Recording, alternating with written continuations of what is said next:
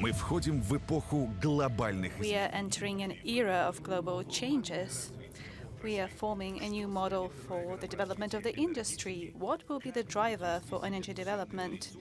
How the energy prices are going to react to the changing demand and pressure from the technological sector? We are opening new supply chains to the east. We are producing polymers with high added value. By exploring northern territories and developing polar projects, and by using smart systems, we are replenishing the resource base. We are building new logistics corridors, overcoming external challenges. We are prioritizing several projects which in future might be used to transport promising types of energy, clean and safe energy, as well as the development of alternative energy technologies creates standards for a new model of technological development for industry. It creates challenges, but at the same time opens up new opportunities. New opportunities to allow for disruptive development of the industry and tapping its uncovered potential.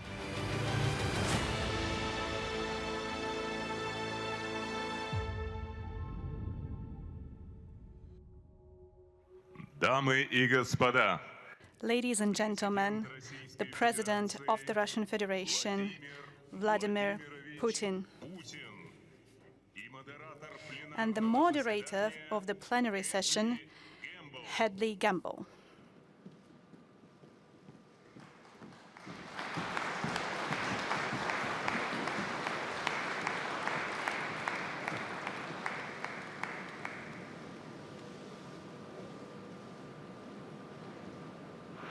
Good afternoon, Mr. President, Your Excellencies, ladies and gentlemen. Welcome to Russian Energy Week. It's the 20th anniversary of this forum.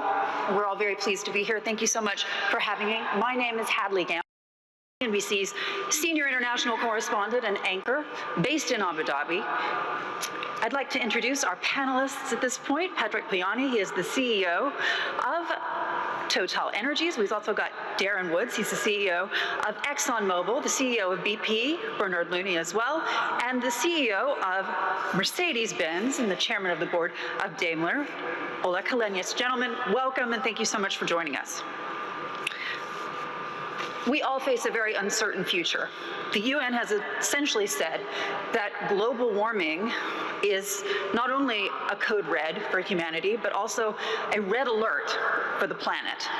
And at this point, all of this is coming against the backdrop of a global energy crisis. We have supply chain disruptions globally as well. We've got international security threats with the Taliban back in Afghanistan. We have rising geopolitical tensions in the South China Sea. We've also, of course, got the prospect of inflation as well as potentially stagflation. And as one CEO in this audience said to me, central banks have been printing money like confetti, at least so far. So a lot of things to get through. At this point, the big question, of course, is how are we going to continue to meet the needs of the world's growing population, 9 billion people by 2040, and at the same point, avoid destroying our planet?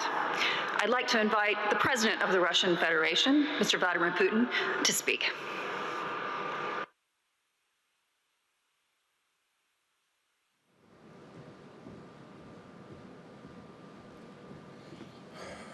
Ladies and gentlemen, dear friends, greetings to all the participants and guests of the Russian Energy Week. Moscow once again welcomes the heads of the leading energy companies and groups, prominent experts and specialists. They are gathered here today to discuss the current status and prospects of global energy, its vital trends, and undoubtedly, they are gathered here to suggest mechanisms for long-term stabilization of the energy market, which is crucial for the very complex situation that we find ourselves in, just like our moderator here just stated.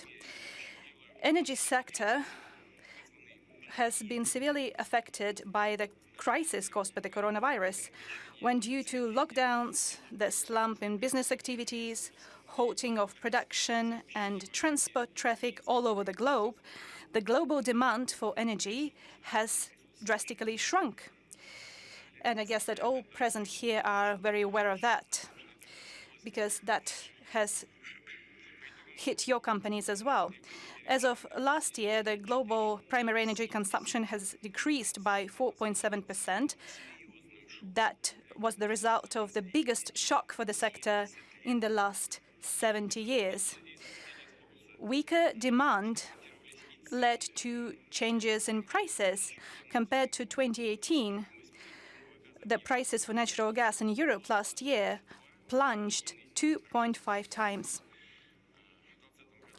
In 2020, it stood at $130 for 1,000 cubic meters. In 2019 at $159, and in 2018 at $282. As for the oil sector, the situation we all observed was truly unique. Nobody actually could believe their own eyes and could imagine that when in the spring of last year, oil prices, for the first time ever in history, turned negative. It was more expensive to store oil than just to pay for somebody to use it. That was a truly unique situation. OPEC Plus agreements were key to stabilizing the situation on the oil market.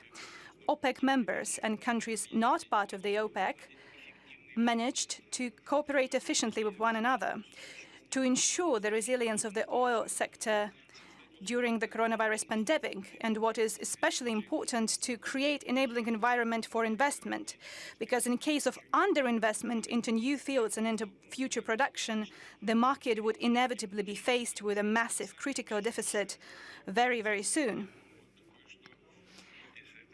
And we are seeing echoes of this today.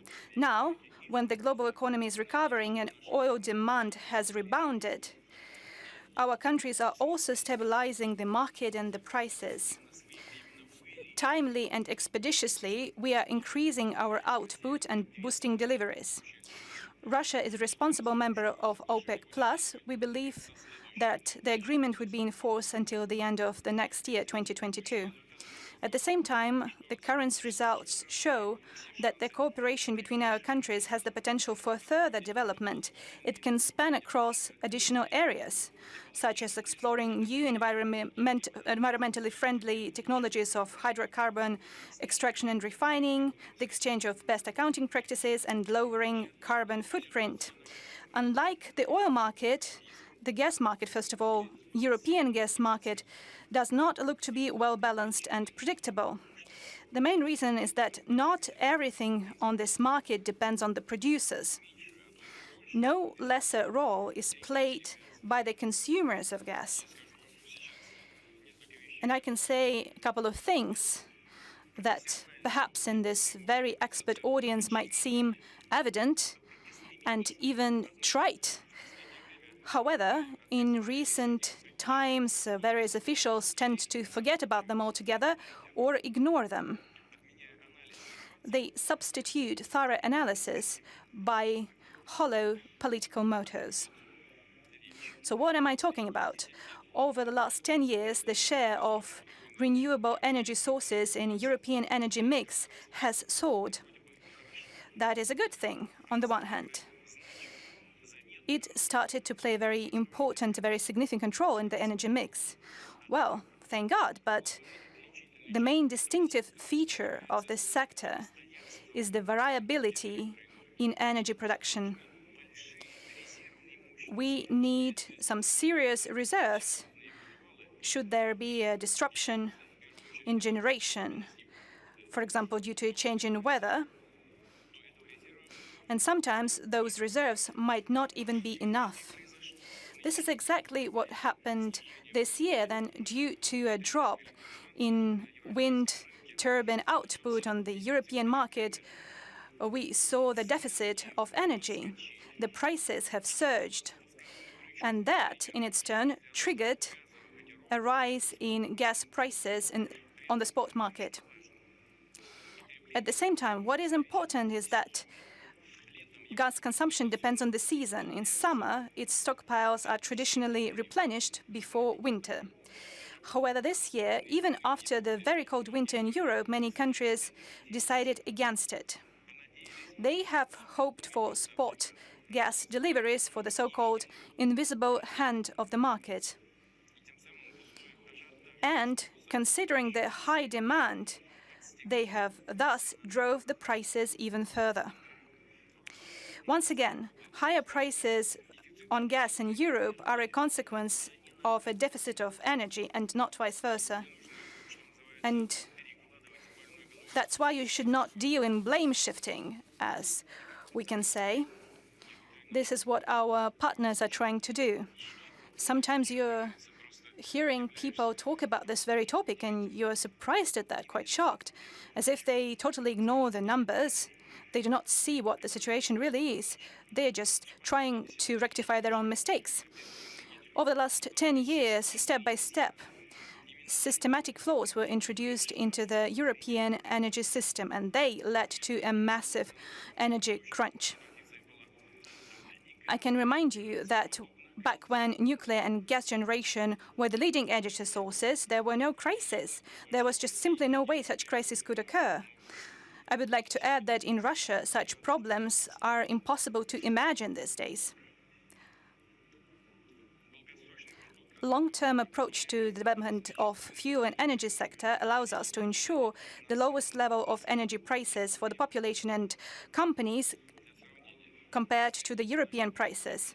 For example, the average price in euro in Russia is around 20 euro for megawatt hour. In Lithuania, it stands at 256 euro, in France 300 euro, and in the UK 320 euro.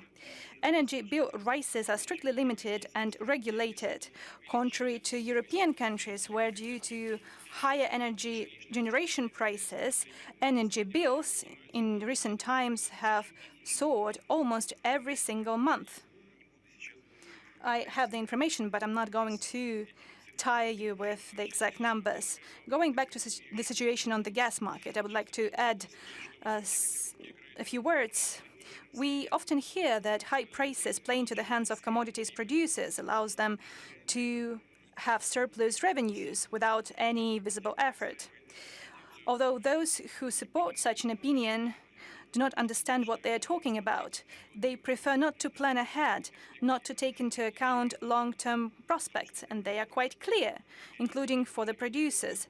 A sharp, multifold increase in energy prices forces companies, economies, and utilities sector to drastically increase their expenses, drives down energy consumption, and lowers energy generation. Accordingly, high prices may actually have a negative effect for everyone, including for the producers. And our producers, including those present here today, understand that very well. For any market, stability and predictability is important, and Russia flawlessly fulfills its contractual obligations to our partners, including our partners in Europe. We ensure guaranteed, uninterrupted gas deliveries to Europe. We have all the reasons to believe that by the end of this year, we will reach record levels of gas deliveries to the global market. Moreover, we are always trying to meet our partners halfway. We are prepared to discuss any additional steps. We've been consistently working on strengthening energy security of the entire European continent. And together with European companies, our partners and friends, we are implementing a number of major infrastructure projects, such as Turk Stream, Balkan Stream, the Nord Stream 1, Nord Stream 2. And their goal is, for years ahead, to ensure reliability and predictability of gas deliveries in the volumes required by European countries. I would like to add that the implementation of these projects leads to a multifold drop in greenhouse gas emissions. And now some more additional information. Carbon intensity of Russian natural gas deliveries along the Nord Stream 1 is 3 times lower than the American LNG, just for you to compare. At the same time, We need to negotiate the global mechanisms for balancing the energy market. We need to launch a substantial, detailed dialogue between the energy producers and consumers, free from any political load or enforced cliches. We are talking about very important issues which define the work of companies, organizations, and define the welfare of households of millions of people, both in Russia and in our partner countries, including countries in Europe. I'm sure that during such a dialogue, we can find solutions which would take into account market trends and interests of all parties. Distinguished colleagues, one of the main factors defining the long-term global energy development is, beyond debate, climate change. Russia is fully aware of how acute the challenges in this sphere are. We can see and feel all the threats and risks, both for the humankind, for the planet, as I have just said, and for our country as well. And in this country, the average annual temperature has risen 2.5 times faster than the global one, and over the past decade it has gone up by 0.5 degrees Celsius, and in the Arctic the temperatures are growing even faster. Russia has been supporting international climate initiatives. We have been honoring our obligations, and in the upcoming decade we intend to ensure that the greenhouse gas net emissions are lower than in the European Union. And this, dear colleagues, are not just empty words. It's a direct guideline to follow. We have been implementing a number of projects that have already yielded results and will do so for many years to come. Russian oil gas companies have been burning less APG, and I would like to reiterate, I have said about that at one of the meetings, our indicators are the best ones. We have been launching projects to capture CO2, and we have been transferring to high technological standards. We have been doing a big job to upgrade electricity and residential and utility sector, and we will continue to support these initiatives. Russia has great potential to increase energy efficiency, which is estimated at 1/3 of the current energy consumption. And in this regard, I'm tasking the government with the updating of the state program called Energy Saving and Raising Energy Efficiency. We have spoken about that at the meeting with the government. There is a need to extend it till 2035 and double down on all the sectors of the national economy, including industry, agriculture, transport, and utilities, in order to achieve ambitious goals to bring down the GDP energy intensity and thus the adverse effect on the environment. I would like to add that Russia has taken practical steps to make its economy net zero, and we have been setting concrete targets here. We'd achieve it no later than in 2060. I will reiterate what I have already said. Fighting climate change is our common task, the task of the humankind, and difficult, hard, big work is ahead of us. We will involve a wide range of experts, heads of companies and civil society groups and states.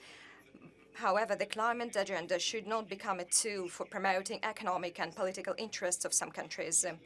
Together, we should develop unified, clear, just rules of climate regulation, which will be global.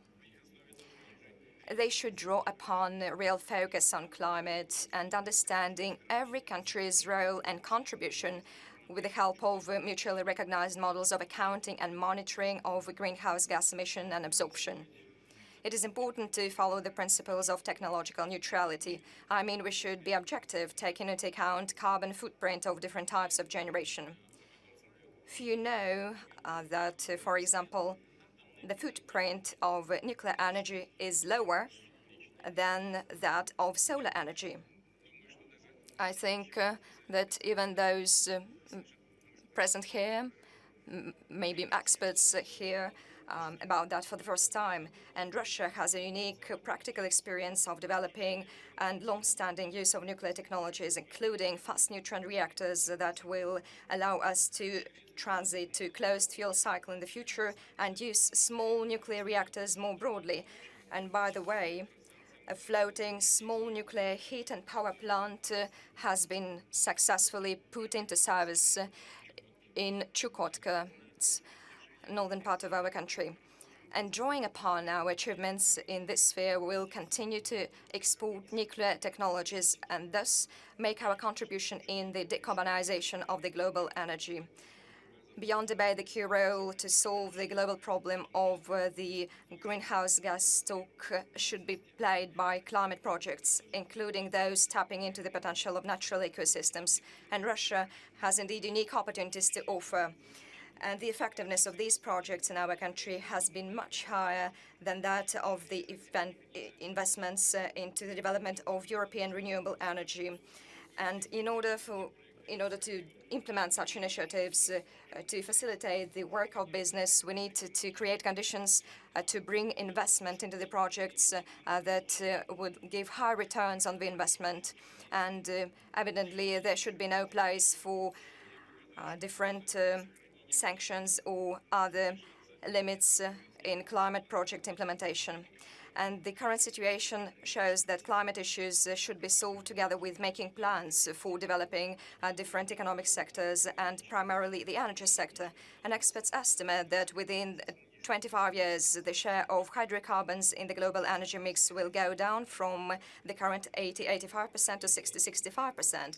And at the same time, oil and gas will play a less important role. And my colleagues from Russia sitting here in the hall understand it very well. They take it into account and bear it in mind. And a more environmentally friendly transit fuel, which is gas, will increase. And I'm also talking about the LNG production. By 2035, we intend to drive up its production up to 130 million tons a year, and we will reinforce our position at this market, taking 20% of it thanks to low production cost, price, and competitive logistics.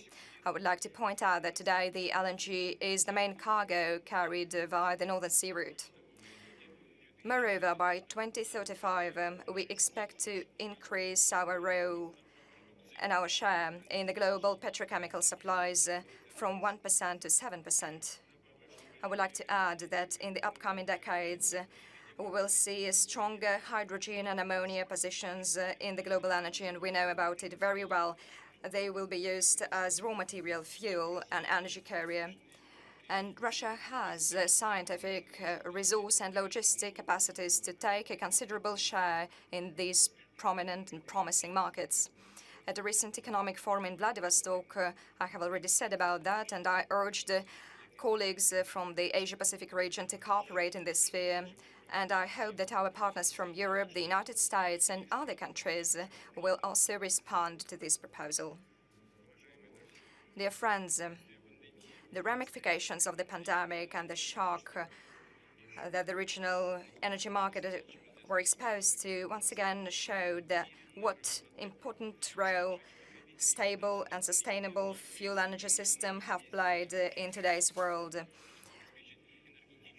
How important it is to provide consumers with affordable energy and to minimize the negative impact on the environment and to ensure the energy and environment security.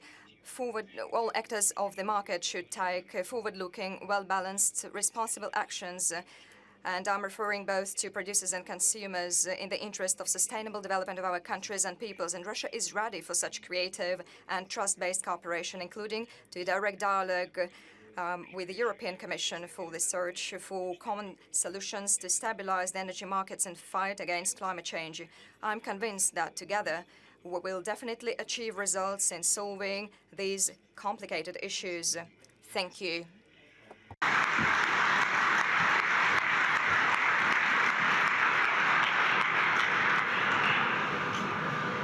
Mr. President, thank you for those remarks. We're going to just take a moment to hear from the chair of OPEC. The president of Angola is joining us. Sua Excelência Vladimir Putin, Presidente da Federação da Rússia. Your Excellency, President of the Russian Federation, Vladimir Putin, distinguished forum participants, ladies and gentlemen, thank you for inviting me to participate in the Russian Energy Week. This is the forum that raises issues which are not only relevant for the hosting country, but to all the nations where oil and natural gas production make up the main fossil fuel energy source.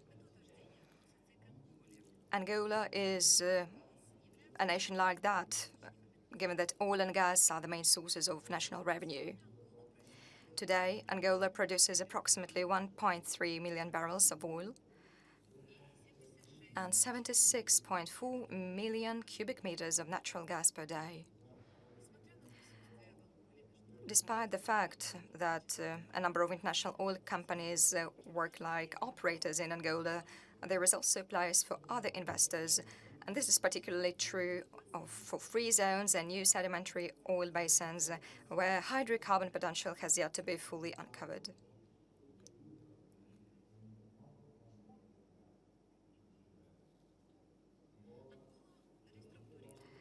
Angola has restructured its oil sector and established two organizations, which is a national agency for oil, gas and biofuels, which is responsible for providing concessions and regulating prospecting and production operations. And there is also an oil derivatives regulatory institute which regulates downstream operations. Meanwhile, Sonangol Group is continuing to work on increasing added value in the oil sector. And areas of focus in this regard include searching and prospecting for crude oil and natural gas, as well as assessing, developing, extracting, refining, transportation, storage, distribution, and sales of petroleum products. These are also key branches of Sonangol Group's operations. Work to develop deposits and extract hydrocarbons is mainly restricted to crude oil. Nevertheless, given the need to unlock the economic potential of Angola's natural gas reserves and to put an end to burning the gas, the Angola LNG project was launched. The construction of this liquefied natural gas facility was done in partnership with Sonangol Group, Chevron, BP, Eni, and Total. In order to effectively capitalize on gas hydrocarbon deposits and to bring about economic diversification, the Presidential Decree number 7/18 was adopted on the 18th of May 2018. The decree establishes a legal and tax regime for activities related to searching and prospecting of natural gas, as well as assessing, developing, extracting, and selling. The aim is both to boost gas production and to boost the development of related industries. In this regard, steps are currently being taken to establish the new gas consortium with the aim of producing non-associated gas, and this will allow for uninterrupted supplies of gas running to Angola LNG facility, and then the combined cycle plant in Sao and to manufacturers of fertilizers. A number of other initiatives aimed at diversifying the Angolan economy are also underway. The developments of the gas sector is opening up a range of opportunities for Russian companies, given the experience in this sector. They could, for example, support efforts in steel production, fertilizer production, energy production, and more. In addition to that, the government adopted a hydrocarbon production strategy for the period of 2020 to 2025, in what was the first stage of the production cycle of the oil and gas sector. This strategy aims to collate a large volume of geological data and provide access to all resources at Angola's sedimentary basins in order to restore and increase oil reserves. In order to increase production of petroleum feedstock in Angola, the government adopted a strategy of licensing new oil blocks for the period of 2019-2025. This strategy outlines plans to issue permits to develop more than 50 blocks. In addition to that, the government has put in place a block supply regime to complement and bolster this strategy.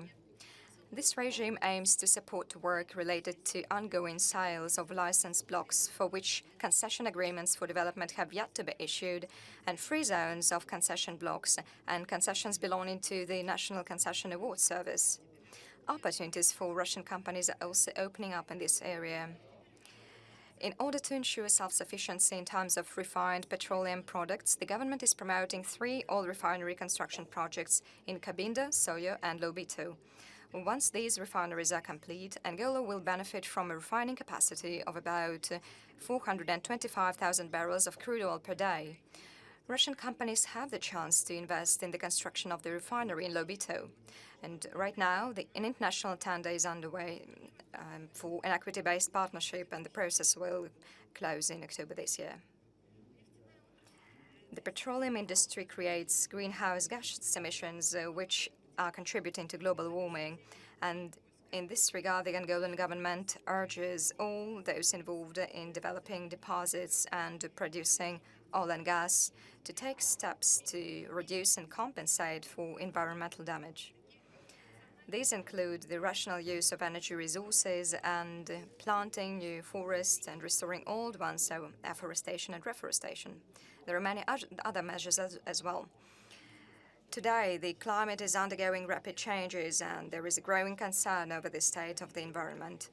And given this, the transition to a low-carbon economy is a priority on the agenda of many countries around the world. Angola should follow the example of other countries on this matter and develop a national strategy aimed at sustainable production of fossil fuels and gradual reshaping of the national energy mix over the medium to long term. In doing so, we should create opportunities for the development of new renewable energy sources such as solar, wind, energy, the use of biomass, and many other energy generation facilities. In this regard, Sonangol EP is working in partnership with Eni and Total Energies to construct 2 solar power plants in the provinces of Namib and Huila. And the company is also looking into the possibility of producing biofuels and hydrogen. To sum up, I would like to highlight the major contribution made by the Russian Federation to help to train Angolan technical experts in the oil sector. And we continue to cooperate in this area, which is very important for Angola to achieve further socio-economic growth. Once again, I would like to express my gratitude for inviting me to participate in the forum, and I would like to state that Angola is interested in strengthening ties with the Russian Federation in this area, as well as in many others. Angola is open to all the companies keen on investing in the diversification and development of the Angolan economy. Thank you. That was the president of Angola. Mr. President, in your remarks, you just were mentioning about what's happening in the gas crisis.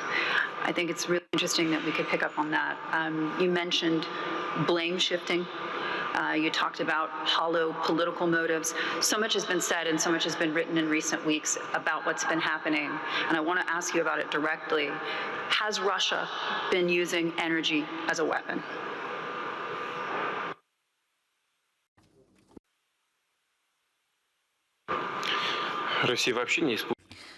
Russia is not using any weapons, if you have been paying attention. As for economy, where we are using weapons, in what conflicts we are taking part. As for economy, this is not something we tend to use. Even during the hardest parts of the Cold War, Russia regularly has fulfilled its contractual obligations and supplied gas to Europe. By the way, back then, your fellow Americans were trying to fight this very project, pipelines for gas, and back then, the leaders have insisted on actually implementing this project, and this project continues to be used for the energy mix in Europe. And this is what I call a politically motivated blather. It has nothing to support it when it comes to saying that we use energy as a kind of weapon.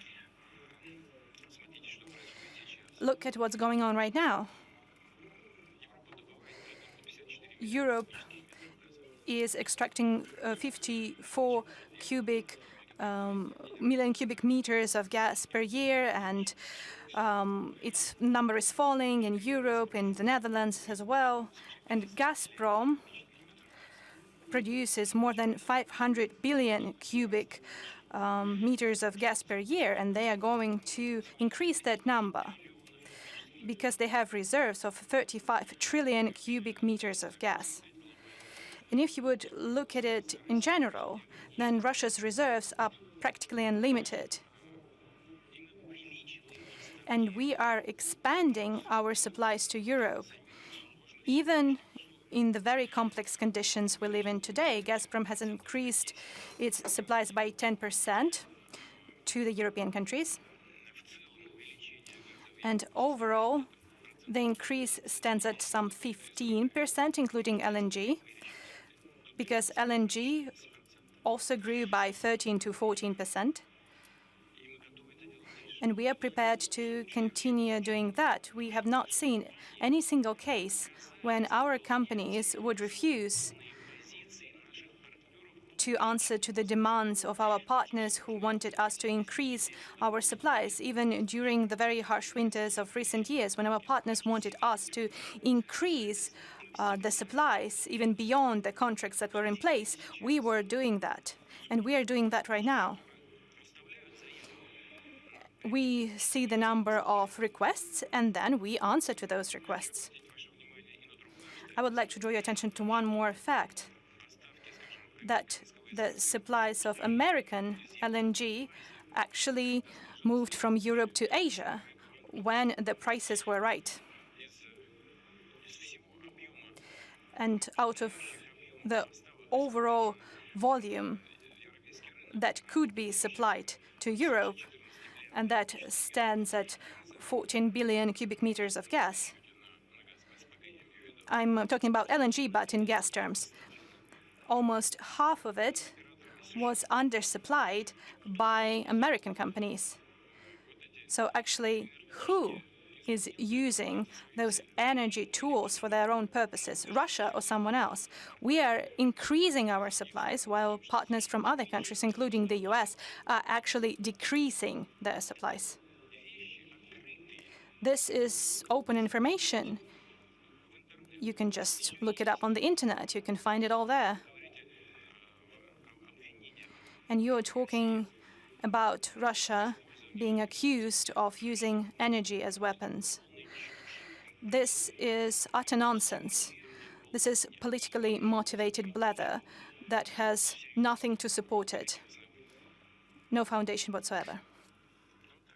That's it, in general. Benchmark, though, is up nearly 600% for the year.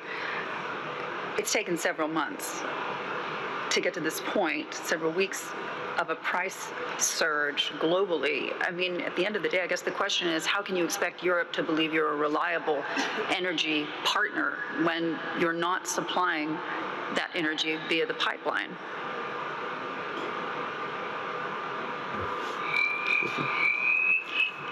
Красивая женщина, симпатичная. Я ей говорю одно, она... A beautiful woman, but I'm saying one thing to you and you are saying a different thing to me, as if you have not heard what I said. Мы But at the same point, it took you guys long enough, did it not? Послушайте, вы сейчас сказали, вы... You said that you are not supplying gas over pipelines to Europe, but actually you're mistaken. You are mistaken, and all those who feed on the information they receive. We are actually increasing our supplies to Europe. Gazprom at 10%, and overall Russia increased our supplies to Europe at 15%. We have increased our supplies over gas pipelines. We have also increased LNG supplies by 13%. We are increasing, not decreasing, our supplies to Europe. And other suppliers have decreased their supplies by 14 billion cubic meters, and half of that is due to the American suppliers. Is that not clear? We are increasing, not decreasing the supplies. And if we are asked to increase some more, we are prepared to increase some more. We are increasing the supplies as we are required by our partners. There is not a single refusal to answer to the increasing demand. We are also increasing our supplies to Turkey over the Blue Stream. The Turk Stream, we are increasing our supplies to the Balkans through the Turk Stream, etc., etc. We are increasing the supplies over the existing routes, even through Ukraine. And the increase through the Ukraine transit hub beyond the contracts that we have would stand at 10%. We cannot increase it anymore. We are being hinted that you should increase the supplies over Ukraine, but it's dangerous to increase them because the equipment has not been repaired for decades. And if we would increase the supplies, then it's just going to fail. And Europe would be left without any gas. The equipment is 80% outdated. They do not want to hear us. They just want to blame Russia for something. Who is they? Your European partners?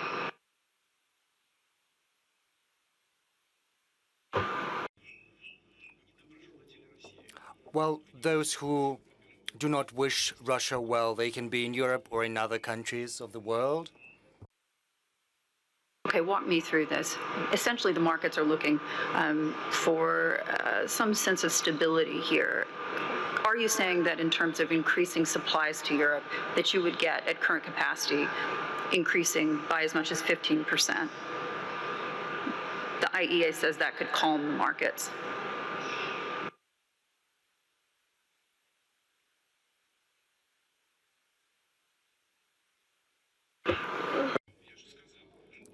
Well, I've said that we've already increased these supplies by 15%.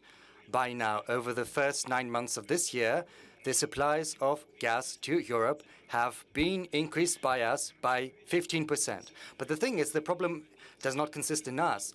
It consists in the European side, because, well, first, we know that the wind farms did not work during summer because of the weather. Everyone knows that. Moreover, the Europeans did not pump enough gas into their underground gas facilities. Just 75%, that is very little. Everyone understands that. Everyone knows that. And the supplies to Europe have been decreased from other regions of the world. We have increased the supplies, but others, including the US, have reduced their supplies, and this is the cause of the panic. Part of the gas is deposited in the Ukrainian underground storage facilities. I may be mistaken. I do not have the exact figures, but around 18 billion cubic meters of gas has been pumped into the Ukrainian underground storage facilities. But most of that gas does not belong to the Ukrainian operators.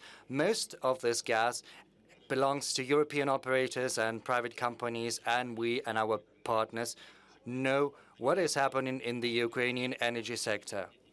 Let's remember 2008, when we couldn't do anything about Russian gas. That was back then.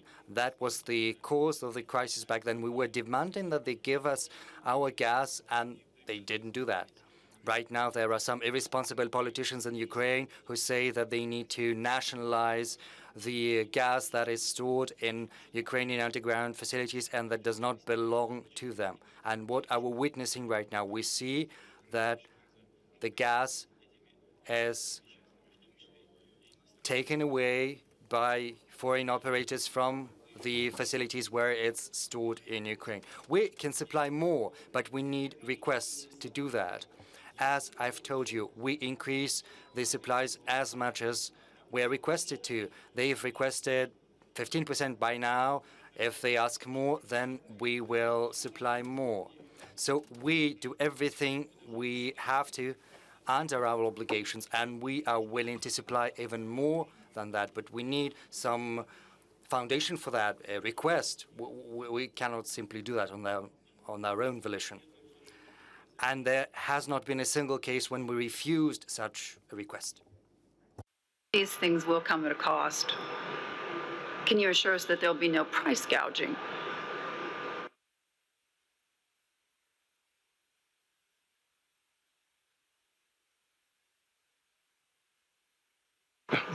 Вы понимаете, в чем дело?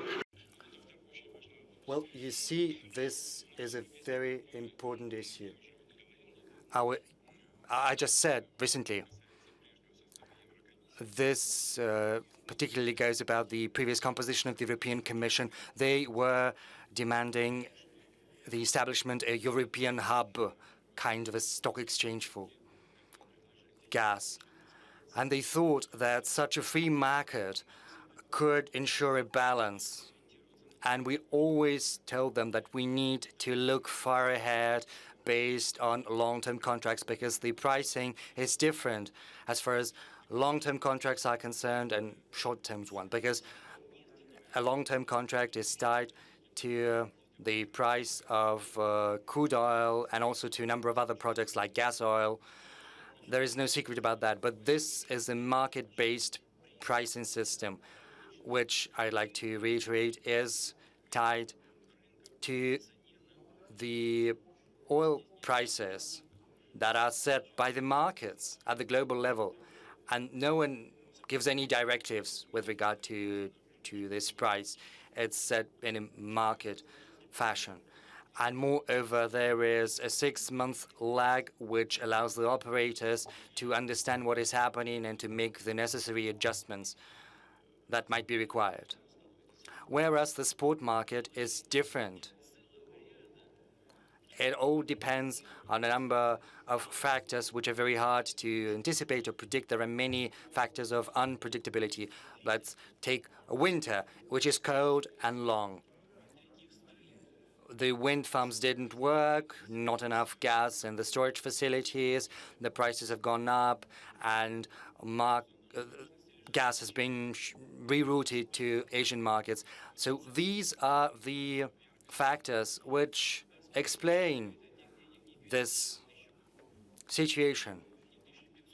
But Gazprom does not get any money for such big prices, because Gazprom sells the product based on the prices that are tied to oil prices. I think it's $81. And this is the price to which Gazprom's gas is tied. They do not get gas at $2,000 per 1,000 cubic meters. And Germany gets this gas from Gazprom at 250 to 130, maximum $300 per 1,000 kilometers. And Gazprom basically is losing because it could get more if it traded at spot prices. But the producer, Gazprom in this particular case, is interested in this stability because they know that they will sell a certain amount, a certain volume of gas at a certain price. And this allows them to shape their investment policy, which is beneficial both to the producer and to the consumer. 800 million people who are facing a very, very cold winter. What's a fair price? Я же уже If сказал. oil is sitting above 80. Ну, я и сказал. Well, as I said, this just price cannot be set by decree.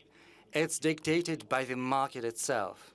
Let's look at what happened last year when oil prices went down last year, the year before that, and the gas prices went down accordingly. And as they say, well, Gazprom was in a tight spot. The production went down, and the profits, and the net profits too, went down. When the oil prices started to creep back up, the revenue started to grow as well. But Gazprom is not speculating on the price of gas in Europe, and I would very much like everyone who follow this meeting hear that Gazprom does not get $2,000 per 1,000 cubic meters like at the London Stock Exchange or elsewhere. No, it supplies under long-term contracts, and well, German clients have to be very happy because they get gas at a better price, and this has an effect on the economy and the competitiveness. Though a big question has been surrounding, as you were mentioning, the blame game. One person that has not cast the blame on Russia is, of course, the outgoing Chancellor of Germany, Angela Merkel. She has advocated that you continue to use Ukraine to supply gas to Europe beyond the commitments of 2024. Can you commit to that?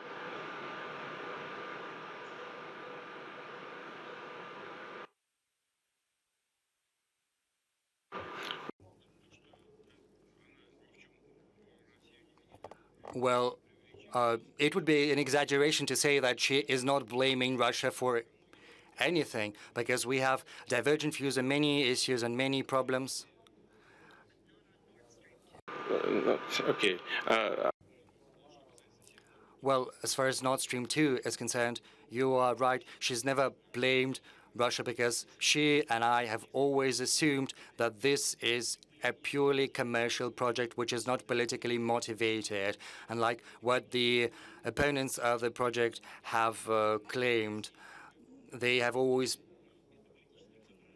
been saying that this is not a commercially viable product and that Russia is pursuing not only due to political motivation, and that is why Russia is building Nord Stream 1, 2, Turk Stream. But, you know, this is yet another piece of nonsense, and I'm going to tell you why.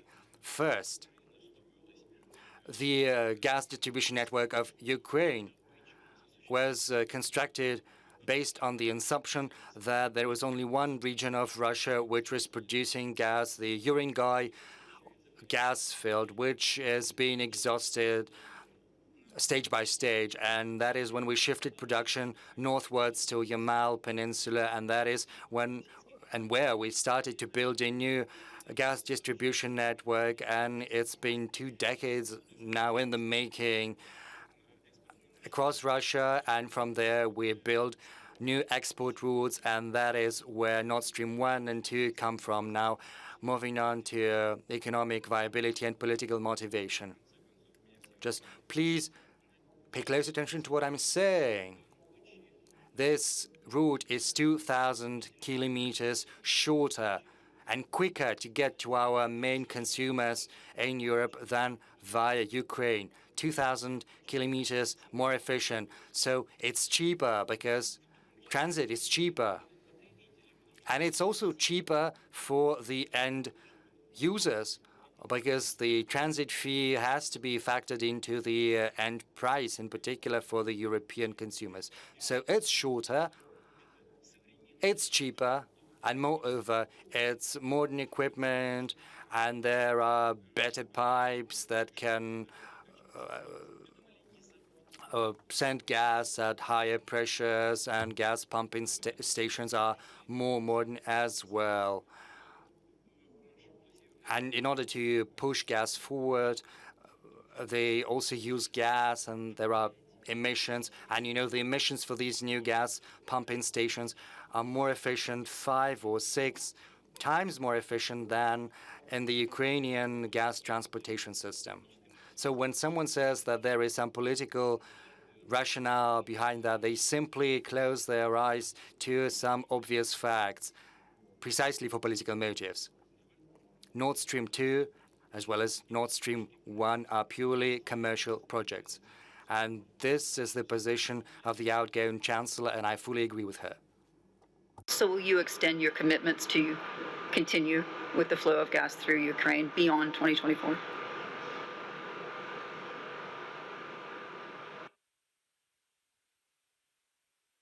Это тоже чисто экономически.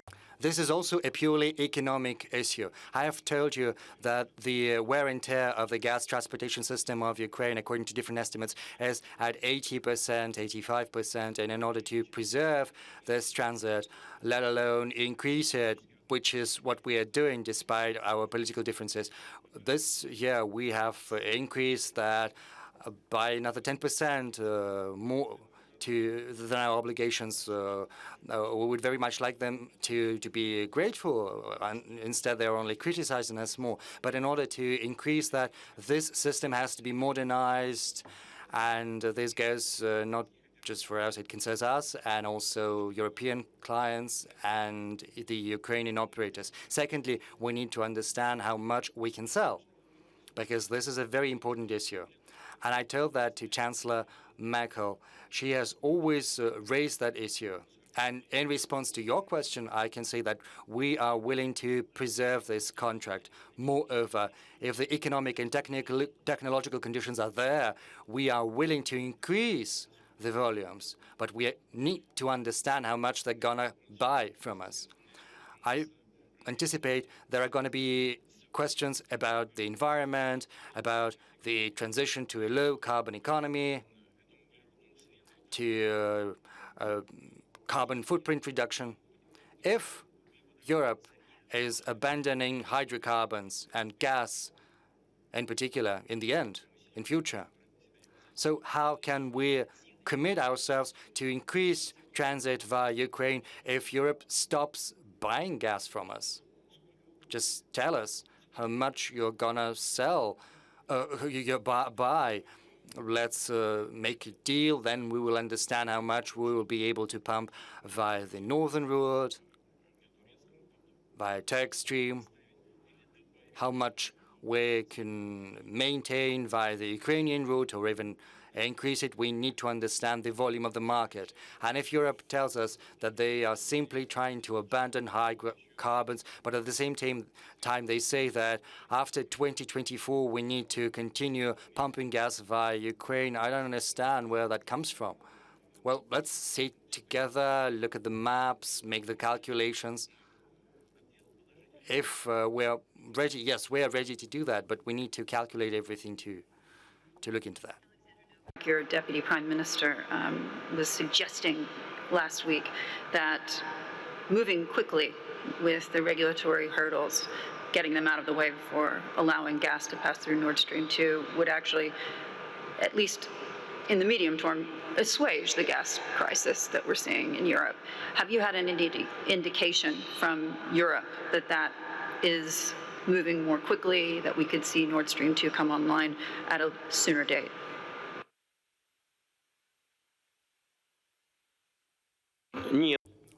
No, on the contrary.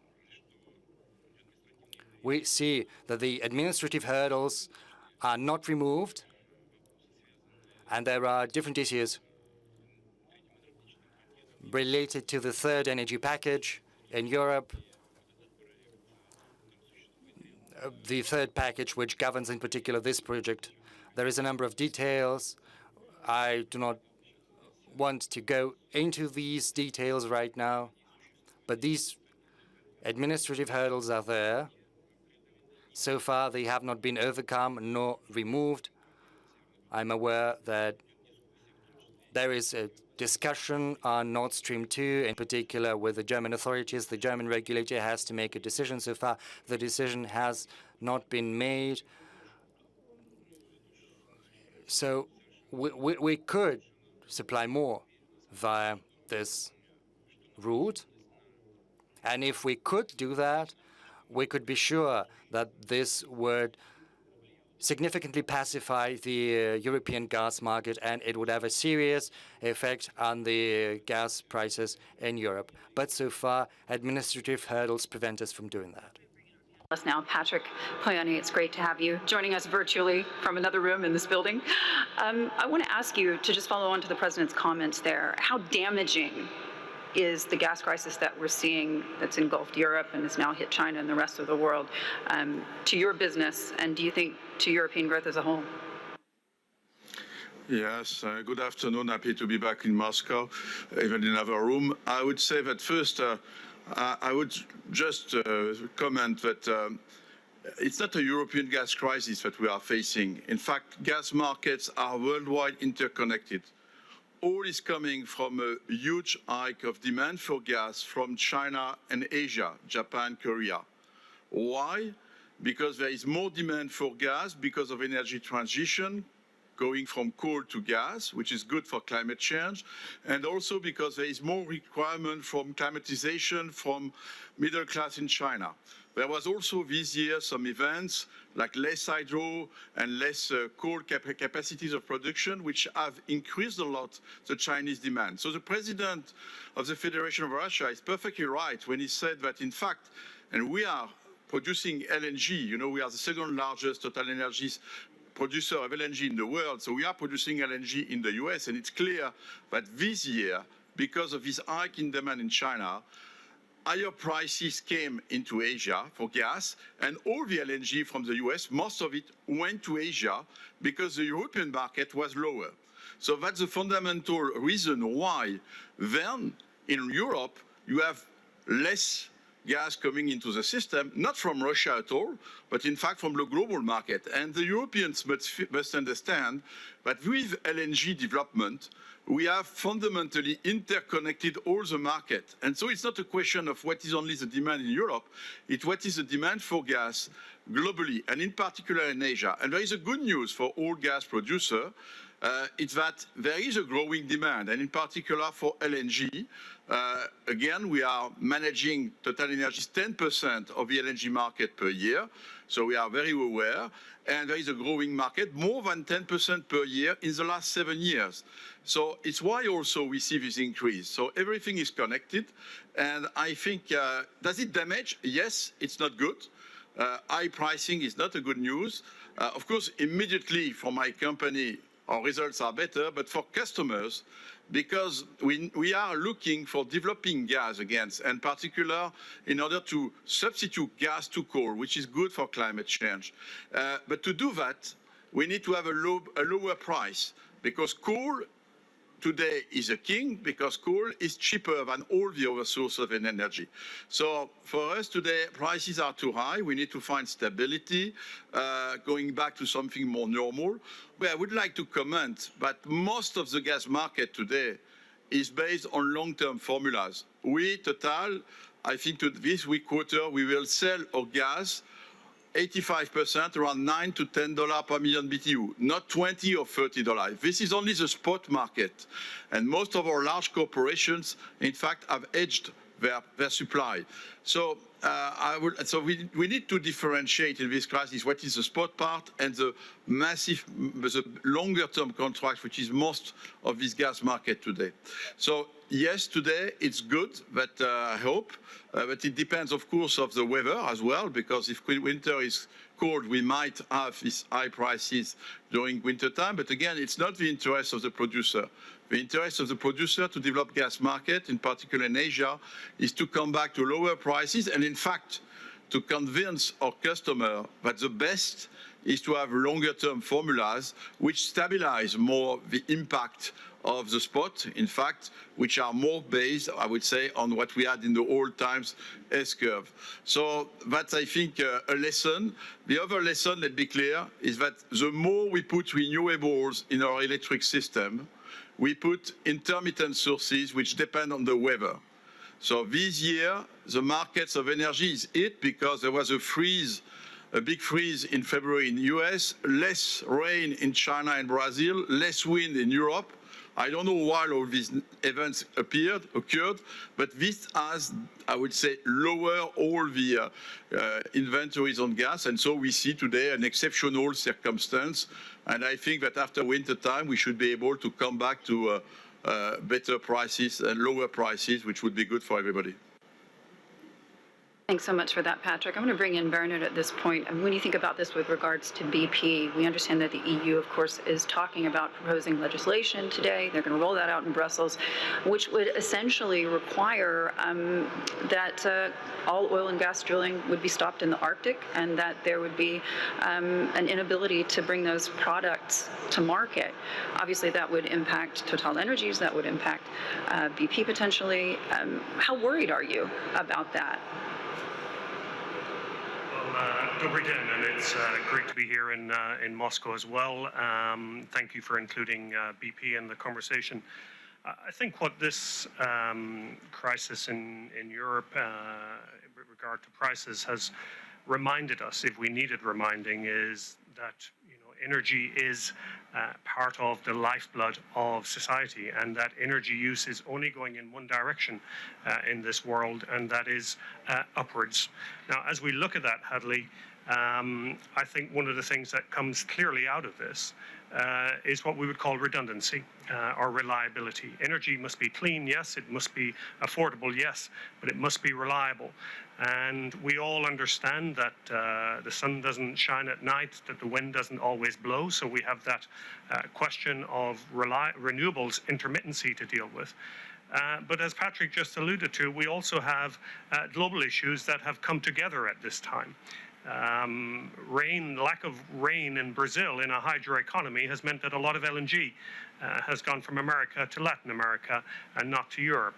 Massive demand post-COVID in Asia has meant that a lot of LNG has had to go there. So it has been an unusual confluence of events on the back of very cold weather in particularly April and May in Europe.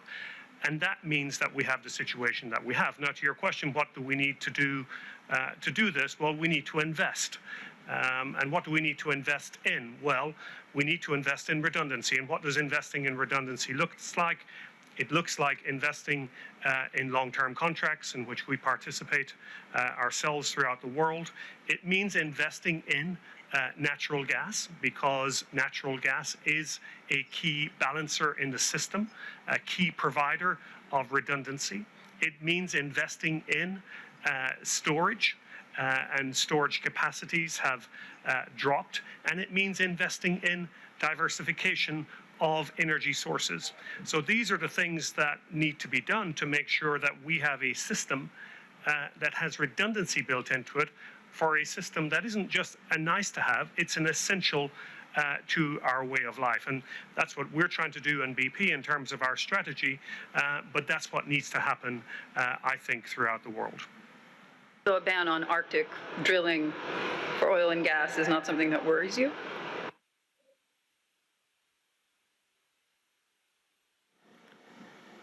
Bernard? So a ban on Arctic drilling by the EU is not something that worries you? The issue that we need to address here is an issue of demand. I think the issue of supply is well documented. We are all doing what we can on the supply side. But at the end of the day, if supply goes away and demand doesn't change, that only has one consequence, and that is an escalation in price rises.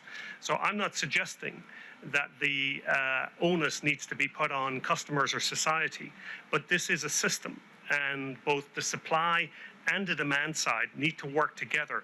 Just simply correcting a supply side issue without affecting demand will not result in a more stable system. It will result in a more volatile system. And quite frankly, anything that's more volatile is typically not in the best interest of society. Speaking of volatility, Patrick mentioned China. President Putin, in the past, you've said that China and Russia agree on a number of issues. You're very close in terms of your priorities, both regionally and globally. I just want to get a sense of how you feel about what's been happening of late in terms of rising tensions in the South China Sea. President Xi has reiterated that it's the historic task to complete the reunification of the motherland, that it must be fulfilled. And of course, he's talking about Taiwan. When you think about this a bit more broadly, if China were to invade Taiwan, would you say a real risk of war?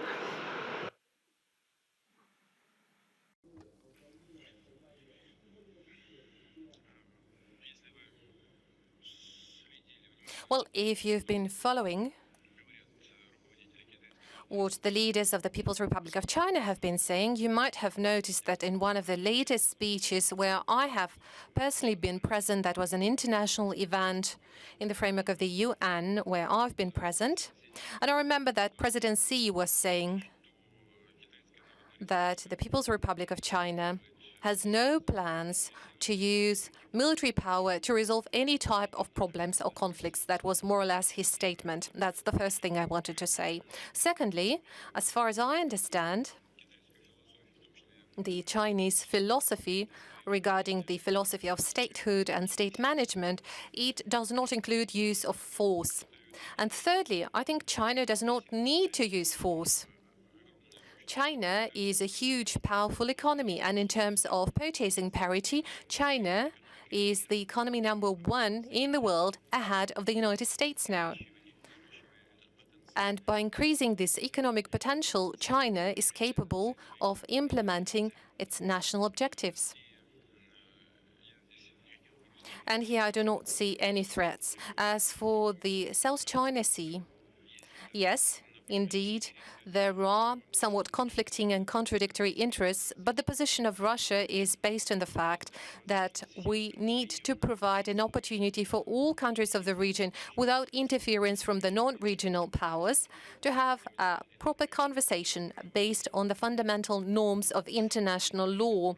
It should be a process of negotiations. That's how we should resolve any arguments. And I believe there is a potential for that, but it's not fully used so far.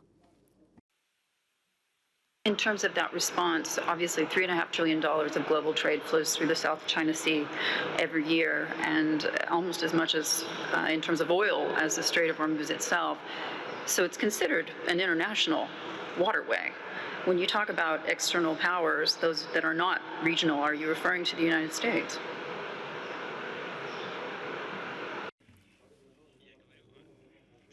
Well, I'm primarily talking about those countries that are not part of this region.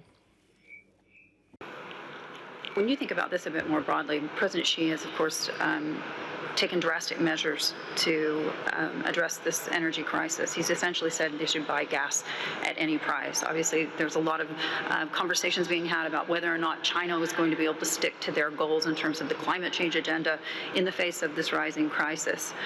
How damaging do you think it will be to the green energy agenda if China is forced via this crisis to move away from their goals?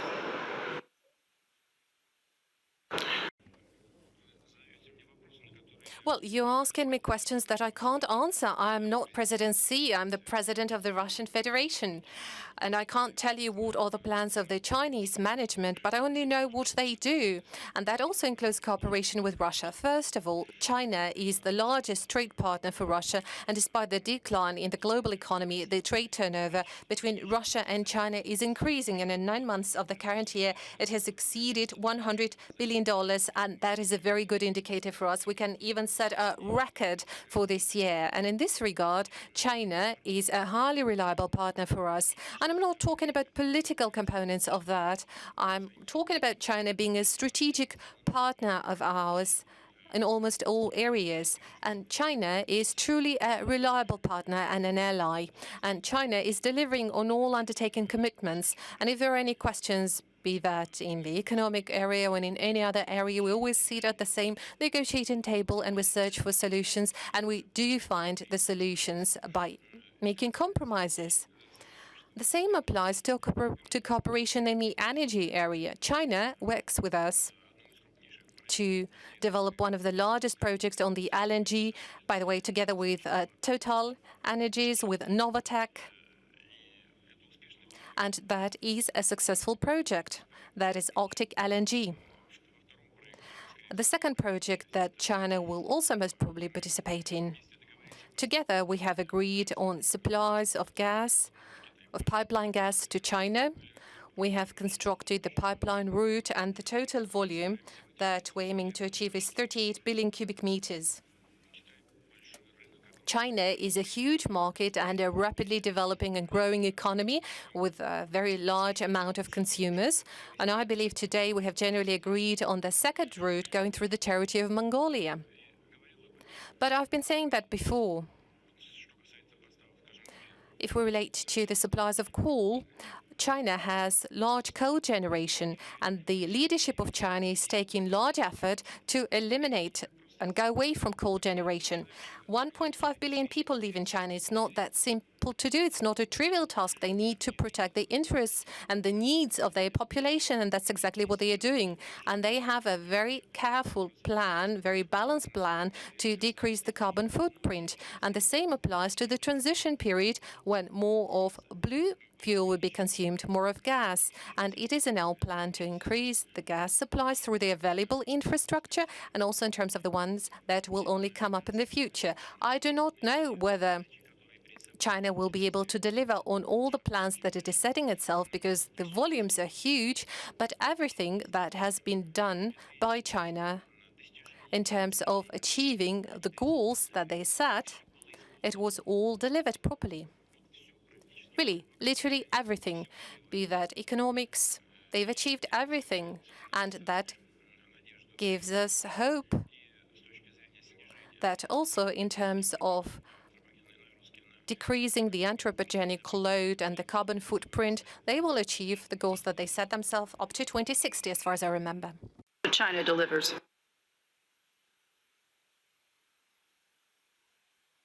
I want to bring in Ola just because I think you have to leave us very shortly. When we think about what's happening within regards to climate change technology, how quickly that is evolving, we've seen obviously this report from the IEA today essentially saying that not only are governments going to have to and corporates going to have to increase threefold the spending on green energy, they're also of course going to have to continue spending on traditional fossil fuels, on oil and gas. How does that impact your strategy when it comes to going to electric fleets? Good afternoon. The automotive industry is in a full transformation towards zero-emission mobility, and it is three main things that is driving this change. I'm going to start with technology and innovation. The progress that we have seen on electric drive, battery energy density, and all the features that you need to provide a competitive product compared to the incumbent technology is moving so fast that we believe this is the decade where that technology in its own right will probably overtake the incumbent technology. And that's usually what drives the change and leads to eventually exponential growth in an industry change. The second part of the equation is the regulatory will, and it starts with the Paris Climate Agreement that most countries have signed up to. If you translate that into a plan for us, we have made a commitment as Daimler, as Mercedes-Benz, to achieve a net zero position in 2039, so about 10 years ahead of the 2050 Paris Agreement goal, to also allow for a shift over of the car park. And the last thing is actually the capital markets. It will be increasingly difficult for automotive OEMs to attract capital from long-term investors unless you have a credible decarbonization plan. So already today we can see on our major investors when we meet and speak with them that unless you present a plan towards electrification, and for the heavy vehicles we're also using hydrogen and fuel cell drive, they are not looking at your stock as an attractive stock. What's going to decide the speed of the transformation next to these technological developments is very much something where industry and governments need to work hand in hand, and its buildup of infrastructure is going to be a Herculean task to change over the major economies in the world to a full-fledged, omnipresent infrastructure for charging and also where necessary for hydrogen fueling. And then next to that is what the discussion is about here today. How quickly is the energy transformation going to go, and how quickly are those energy sources for the mobility sector going to go CO2 neutral? So many things are working hand in hand here, but we're seeing momentum picking up. And if you would ask me 2 or 3 years ago, I would have been more conservative and more skeptic. Now I believe that we need to go faster as a car company, and in this case, a luxury car company like Mercedes-Benz with the customer profile that we have. I think we can take a lead and maybe go faster than the general market. That leads me to a question about the oil market. Mr. Putin, do you believe that we're going to see oil at $100 a barrel?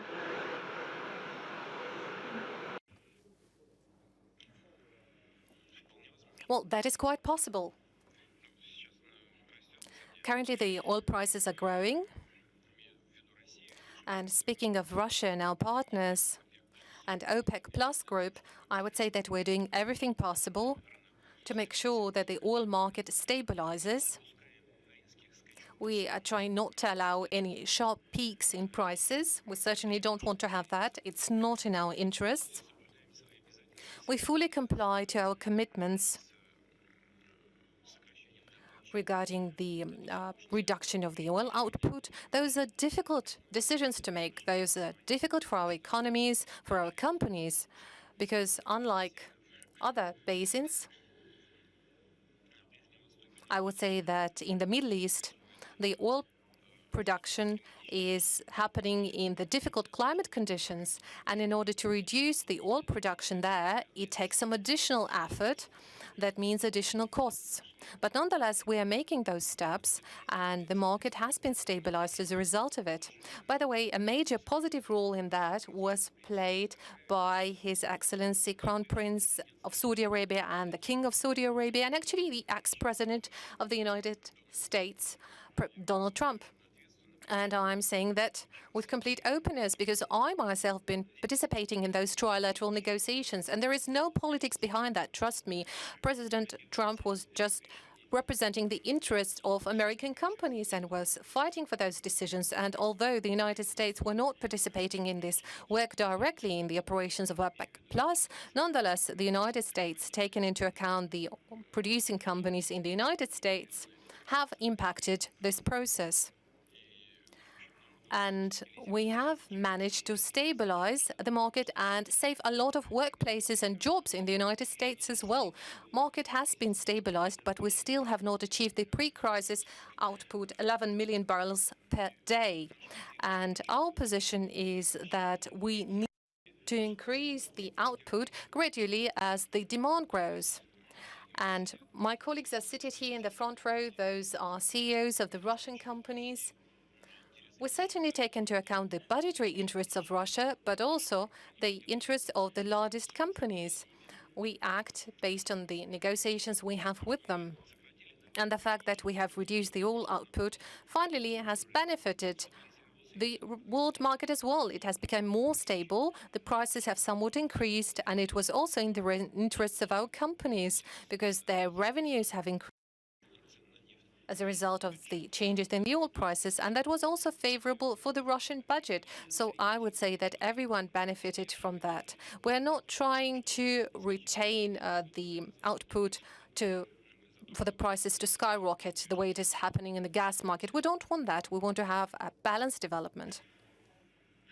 I heard that former President Donald Trump called you directly about prices and about the oil market, trying to get that OPEC Plus deal done. Do you have the same relationship with the White House today, with President Biden? Has he contacted you as a member of OPEC Plus? No, we have not discussed those issues with him, but we are in touch with the U.S. administration, and generally, I believe we have a fairly stable relationship with President Biden. As you know, the Undersecretary of State is now with a visit in Moscow, and she's discussing it with her Russian counterparts, the subject of further contacts with President Biden. So I would say we're having constructive relationship with the current administration. The latest Pew Research poll says that 44% of American Republicans want President Trump to run again in 2024. Would another Trump presidency be good for the energy markets?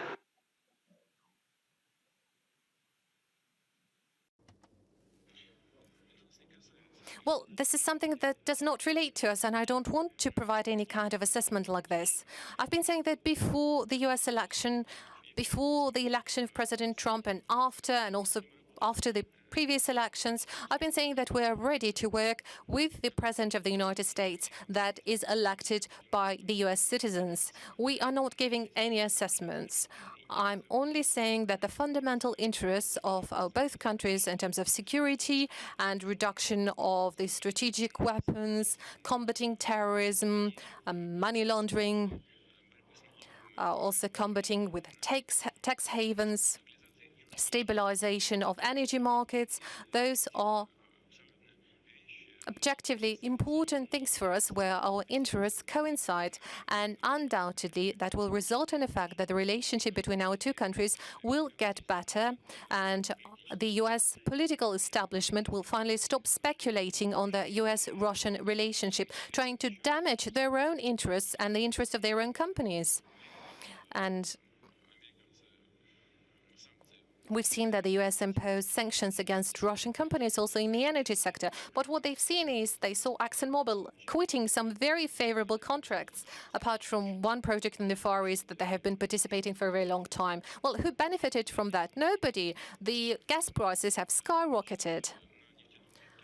And we see situations in the oil market that the US is suffering from, first and foremost. So the result is not just zero, it's actually negative for those imposing those sanctions. And I do believe that finally the understanding that sanctions policy is not leading us anywhere. And I hope that gradually we'll be able to recover our relationship.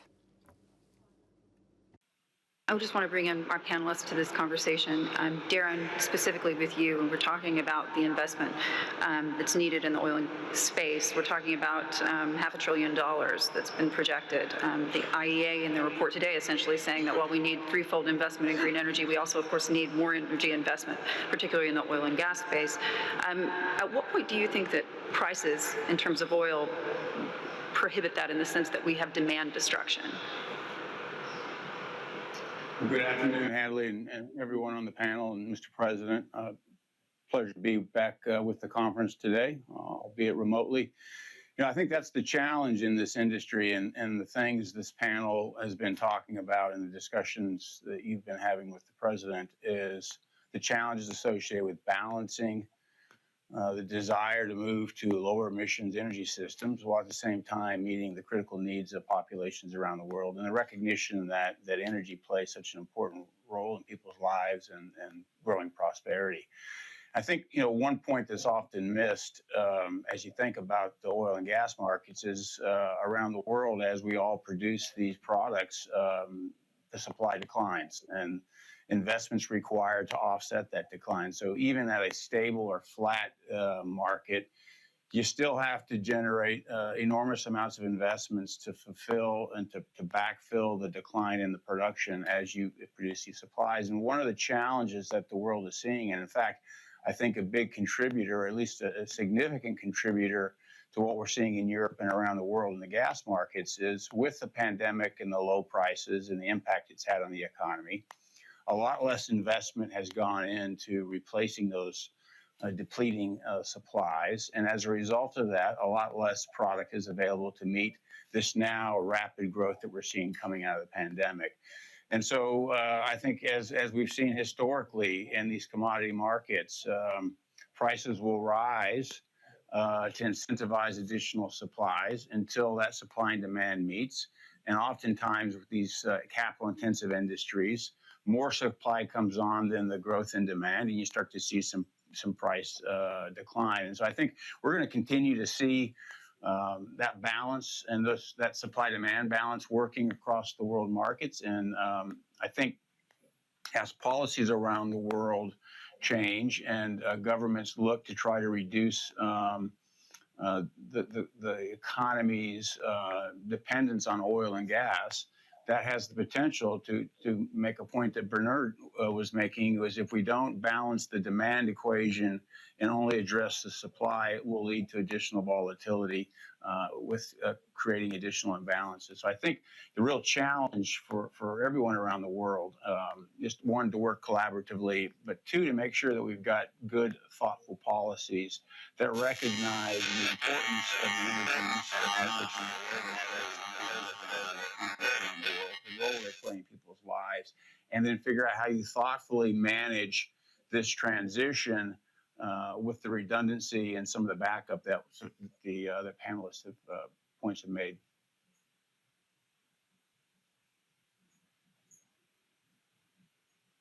When we talk about this a little bit more broadly, I want to bring in Patrick on this one as well. How tough is it to make those kinds of strategic investment decisions that we're talking about, billions of dollars in terms of, we're talking years when you have an administration-to-administration change in the United States with a completely different energy policy. Does that impact your long-term thinking, Patrick, when you're looking for partnerships in the United States? Not in the United States. The United States is a country where we produce LNG and we invest in renewables. I think what just Darren is just fundamental. I think the real challenge for all of us is that today the present of the planet, the energy of the present, is for 80% hydrocarbons and coal, fossil fuels. That's the reality of the planet. And at the same time, so we must continue to invest in order to provide the energy needed by the population of the planet. That's the first mission. But at the same time, we must accelerate in order to decarbonize the energy, to reinvent the energy. So we must invest more and more in decarbonized energies, in particular renewables. This is exactly why we moved from Total to Total Energies. We decided to change the name of the company, not only because not only for greenwashing, but because strategically we have decided that we allocate only 75% of our capital expenditures per year to maintain oil production and continue to grow in gas, and in particular in LNG, because again, gas, we believe strongly that gas is part of the energy transition. So no more growth in oil, but energy transition. And at the same time, 25% they are dedicated to build a new business within our company, which is based on renewable electricity. And so, of course, we see a lot of policies around the world, not only in the US, but in many countries, which encourage to invest in renewable electricity, and we are willing to become, and our objective is to become among the top 5 producers of renewable power by 2030. We have a clear roadmap. Already we'll have 35 gigawatts by 25. And so we do that because there is a lot of support. And I think there is a big case, in particular, even in producing countries. We just announced a very large project in Iraq, which is not only developing gas, which is flared today, to make it a fuel for gas-fired power plant and oil, but also solar. Because in fact, it's a way when you produce renewable electricity in a country like that to fulfill a higher demand for electricity, and also you can monetize the gas to other uses. So I think this is our strategy, but again, it's to find the right balance. And the IEA announcement today was interesting because at the same time, there is a famous net zero scenario of IEA which told us don't invest more in hydrocarbons, stop investing in new projects. But today, because of the reality of the demand, this new report says on one side, invest more and more in renewables, and they are right, and we are taking our share as Total Energies. But at the same time, you need to invest more in oil and gas, just because, as Darren explained, there is a natural decline. If we do not invest, the decline year after year is 3 to 4%. Today, it's not true, but the demand is declining. Today, the demand continues to even increase after the COVID. And so there is if we do not fulfill this gap between the natural demand and the natural decline of the supply and the real demand, then the price will continue to go up, which is not in the interest of the consumers. So this is a clear challenge. Investing enough in the energy of the present and investing more and more to build the new and future energy system. I think the report you were referring to was the one that His Royal Highness Prince Abdulaziz referred to as La La Land not too long ago. President Putin, when you think about this with regards to Russia's commitments on the climate change agenda, are you planning to attend COP26?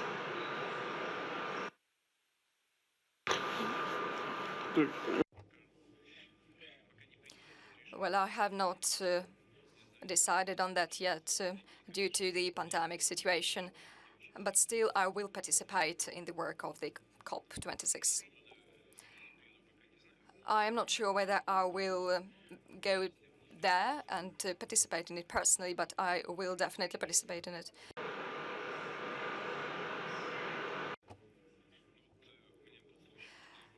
You know, there was a case once when I was almost contracted COVID-19, when I was in close contact with my colleagues who got COVID-19, but that didn't happen due to the protection that I got thanks to Sputnik V vaccine. But that's not about me. In fact, when I go somewhere, I'm accompanied by many people, over 100 people, including press service, safeguards, drivers, protocol, many other things. That's a big number of people that are somehow exposed. And in this way, weeks in quarantine so I could be here. Walk us through the climate change commitments that you can make today for Russia, because at the end of the day, many people say this is a country that isn't doing enough, that they're not doing enough as Europe in terms of trying to get to net zero. In fact, Greta Thunberg recently put it as blah, blah, blah, blah. How do you respond to that?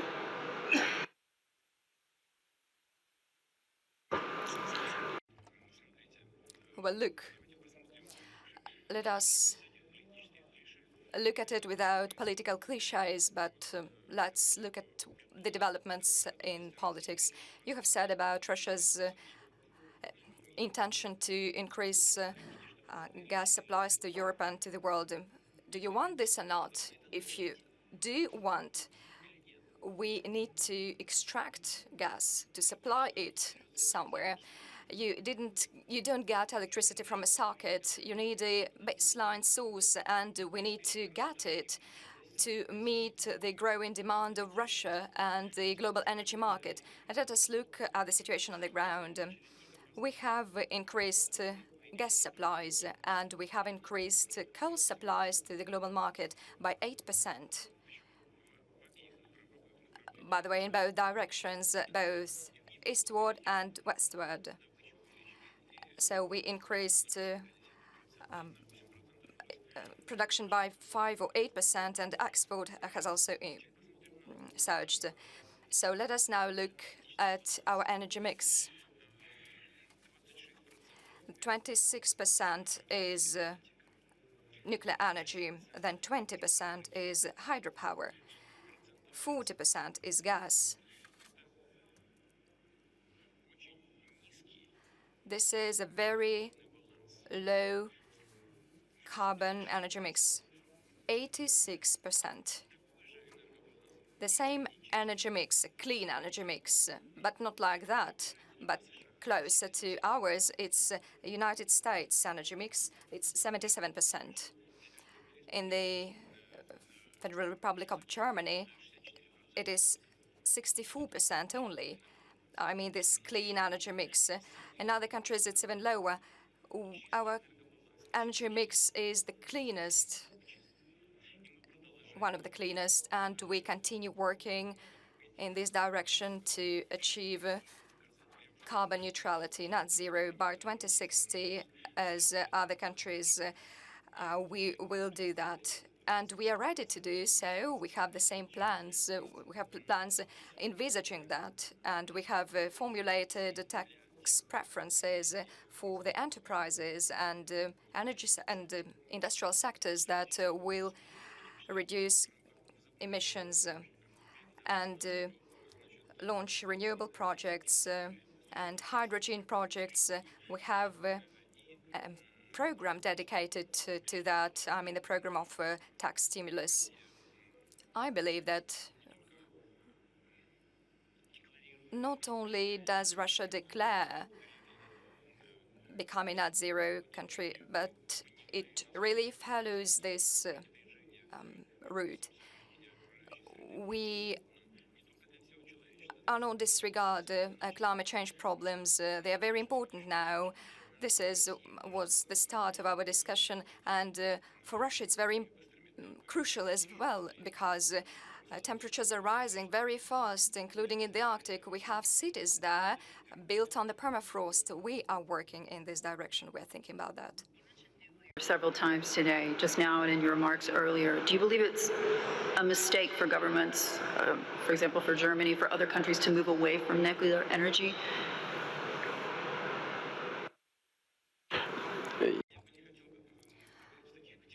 I do not want to speak like that to blame someone, as some countries blame us. It's not a mistake. Is it a mistake or not? It's actually for the Germans to decide. And in our energy mix, nuclear power generation account for 21%.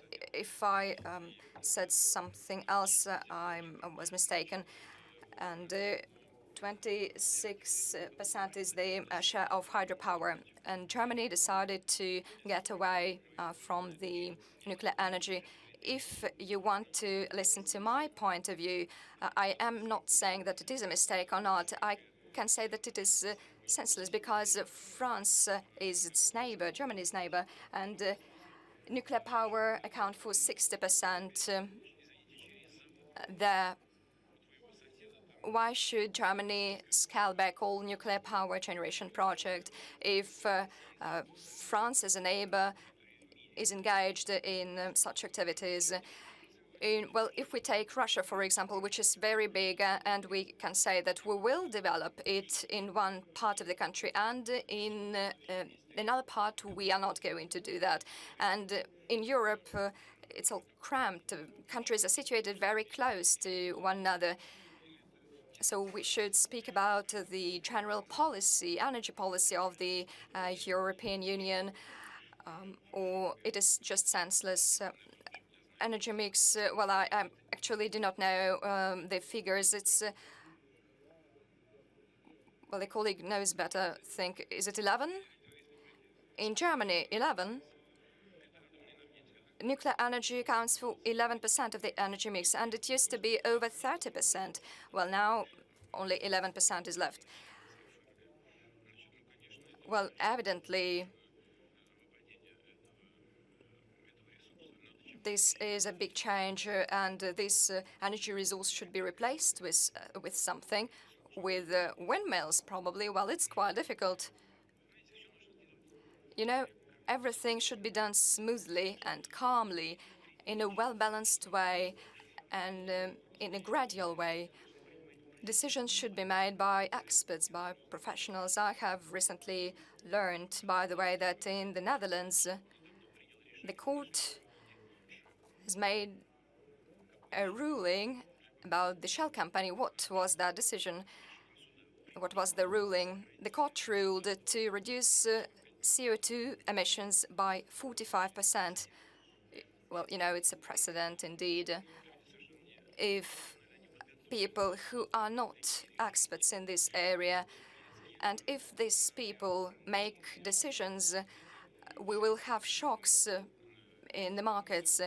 In the Middle Ages, it seems to me, when it was quite cold, climate conditions were more severe. The Netherlands citizens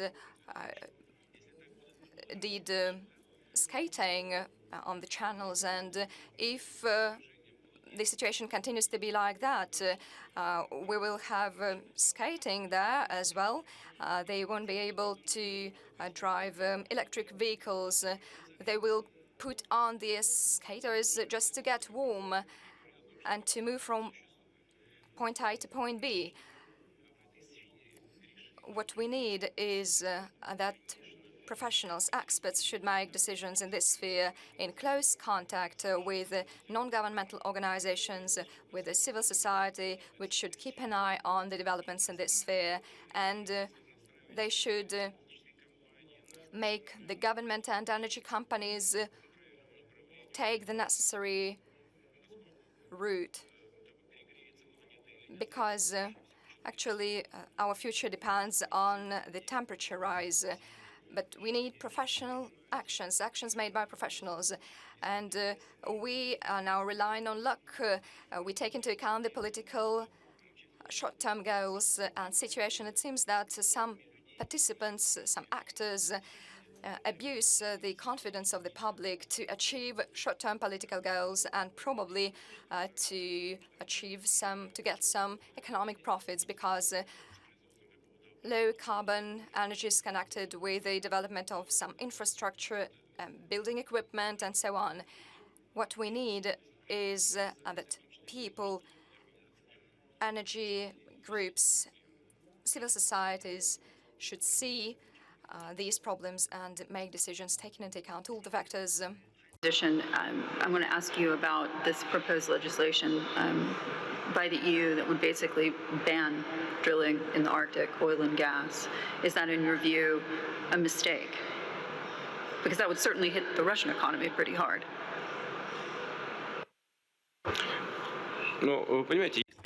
Well, you see that if such decisions would lead to a certain spike in prices, then we would not suffer because we will cut our output, but in terms of prices, we will still get the revenue we counted on.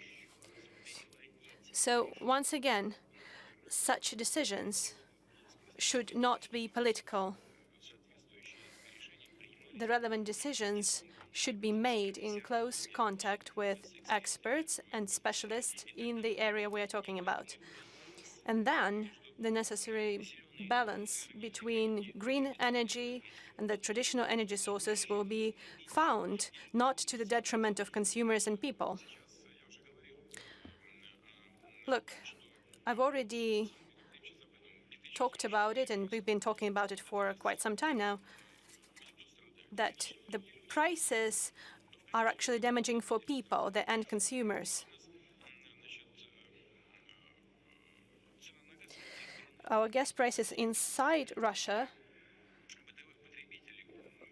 for basic consumers stands at $64 per 1,000 cubic meters. For industries, it's 64. This is not 1,200 like spot prices in Europe. The economy is working dynamically, rhythmically. By the end of this year, we can reach record GDP growth. We have our own issues, yes, but this sets the conditions for development, and this allows people to plan their life. Take Eastern Europe, for example, what's going on in Western Europe as well. Every month, they see record energy bills. In Ukraine, the same thing. For citizens, it's over $200 per 1,000 cubic meters, and their average income is around $230. So the consumers cannot buy a lot, so they do not coincide their income and the prices. Some regions there are even refusing to strike contracts to buy energy resources because they have nothing to pay for those contracts. And if we will take an imbalanced approach, then our problems would only multiply and no solutions will be found. Balanced approach. Are you satisfied with the level of government support that you've seen in the UK specifically off the back of the energy crisis? Boris Johnson went on vacation. Is the UK government doing enough? I think the UK government is.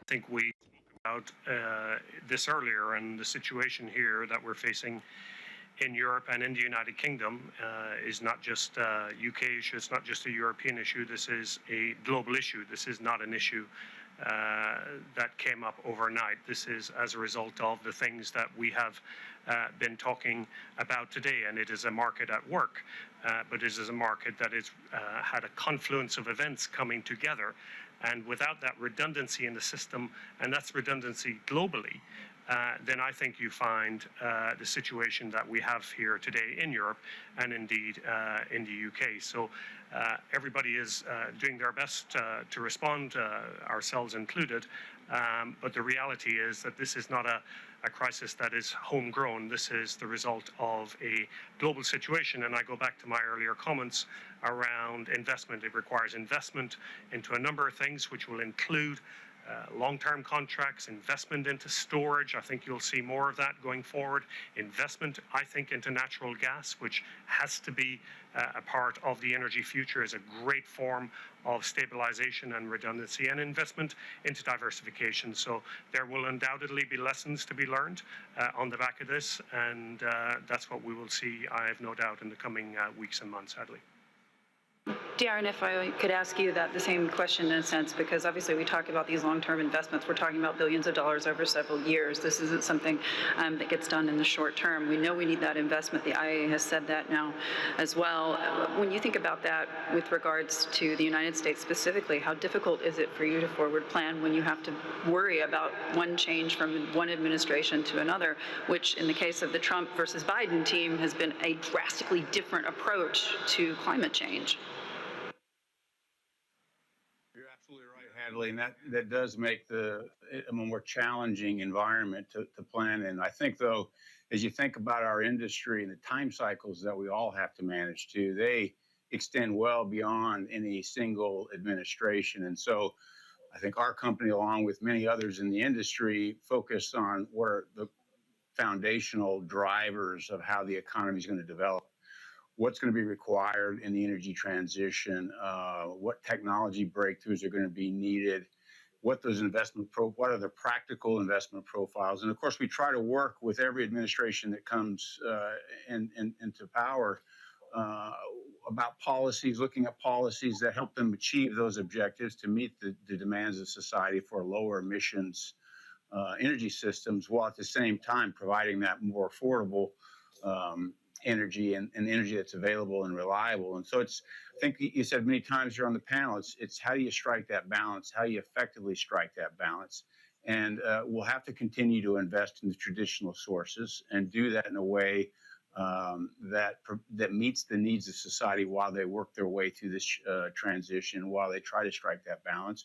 For us as a company, as we think about that, focusing and investing in what we think are the lower cost supply sources. And so as demand changes and making sure that you're the low cost supplier in that market, I think brings some stability to the business.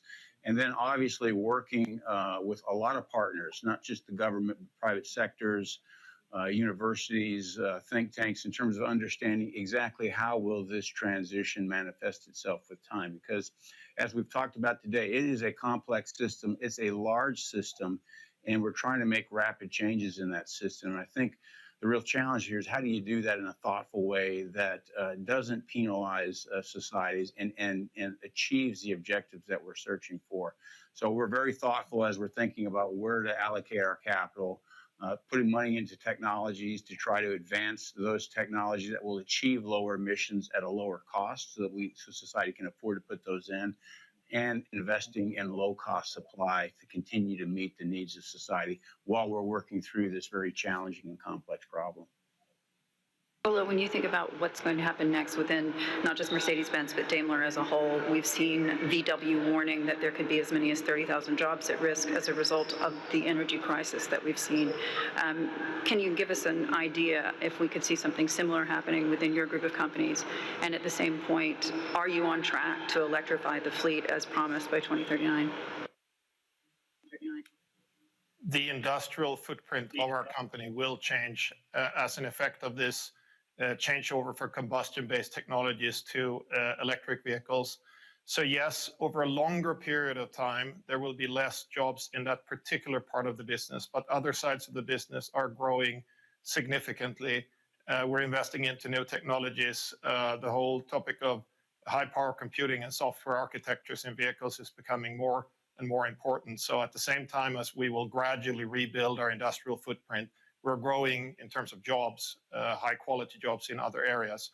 So I think that can be managed, that transition.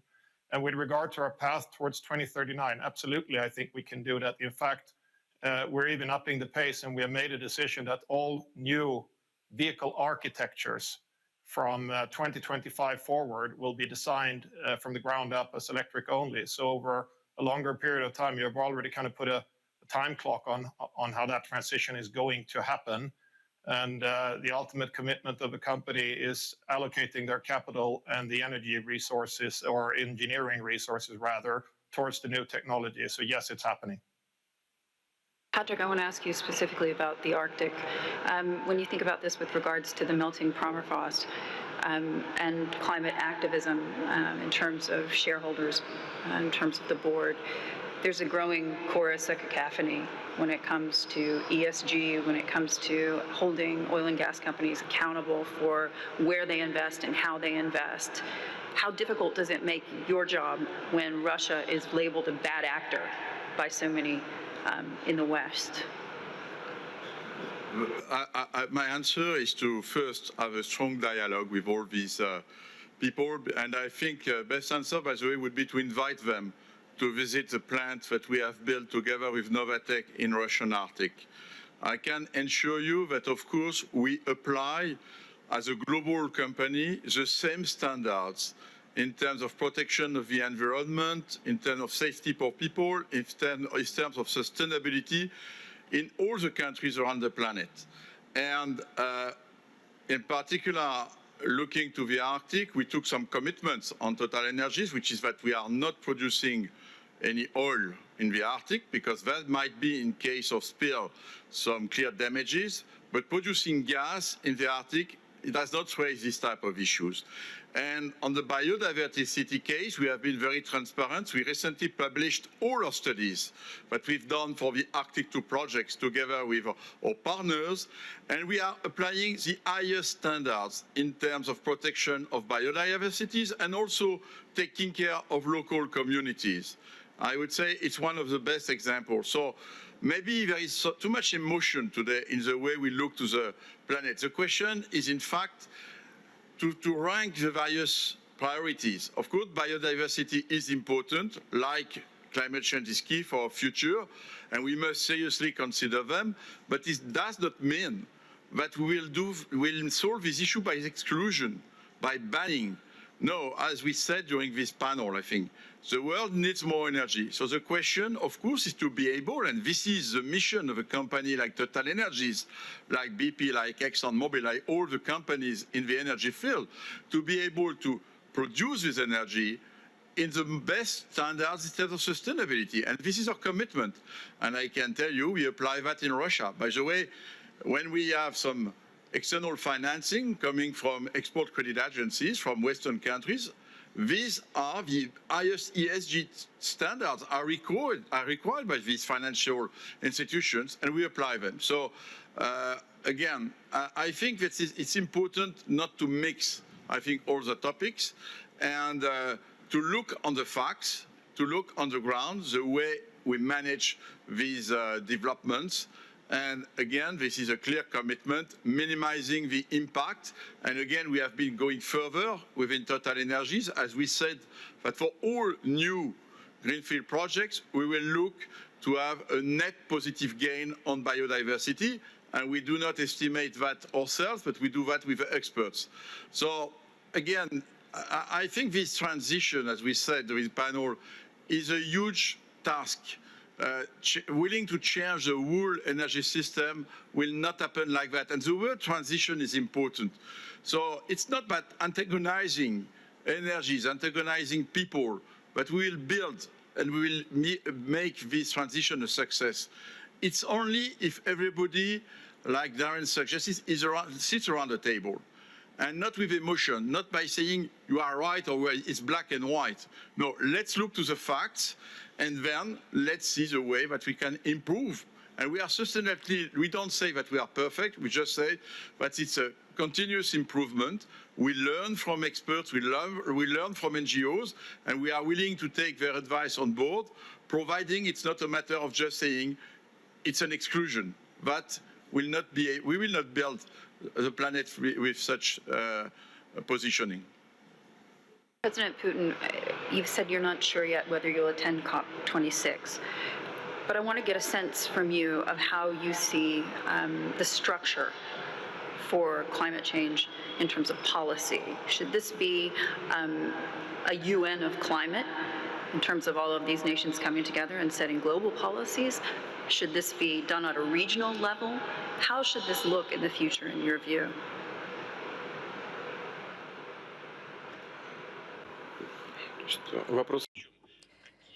So the question is, what international legal mechanisms should be created?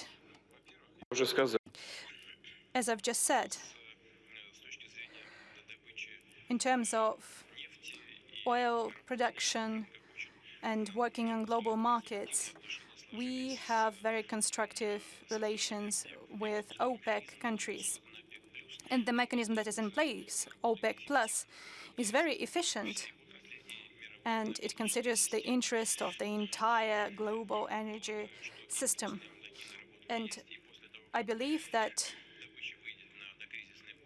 once we reach the pre-crisis level in terms of output, we will continue working on green policies as well. We will discuss modern technologies for oil production and for using hydrocarbons. We will discuss moving on to using hydrogen and renewables as well.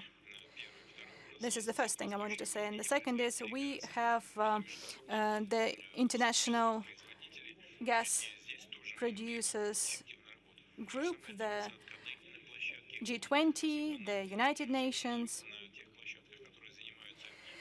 all those organizations that deal with climate change. Of course, we need to discuss this very topic there. This should be one of the main topics to be discussed, not from the point of view of, oh, we are suffering so much from it, but in terms of what we need to do so that the interests, the economic interest and the people's interest and everybody's interest would find some common ground and create the proper conditions for green economy.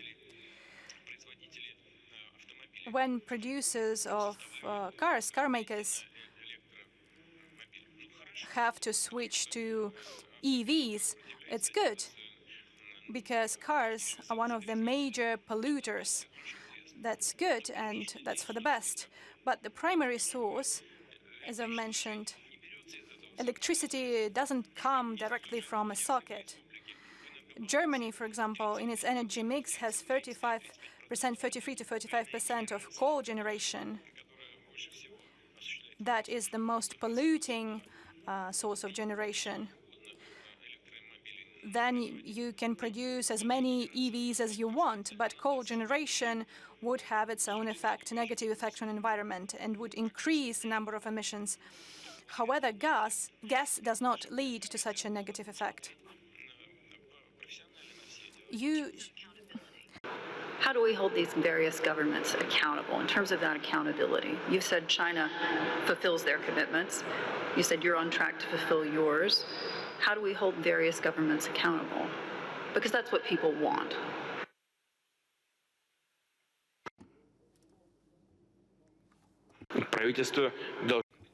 Governments should be accountable inside their own countries and when developing single standard for environmentally friendly behavior. This can be achieved when the decisions taken are just. Then those concerns of the entire humanity on climate change would not be used for somebody's narrow political goals. When under the motto of preserving the environment, someone would try to gain advantage over somebody else, that's not good. So we need to find a platform and to develop transparent approaches to making final decisions. And this is when we are going to move in the right direction when it comes to climate agenda.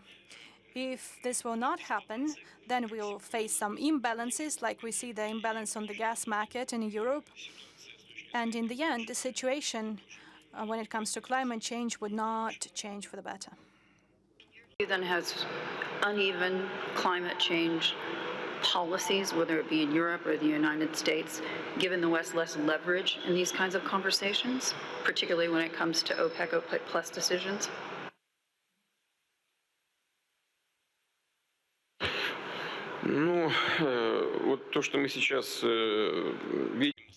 What we are seeing and hearing today coming from the EU regarding the carbon border adjustment tax, that is a cause for concern.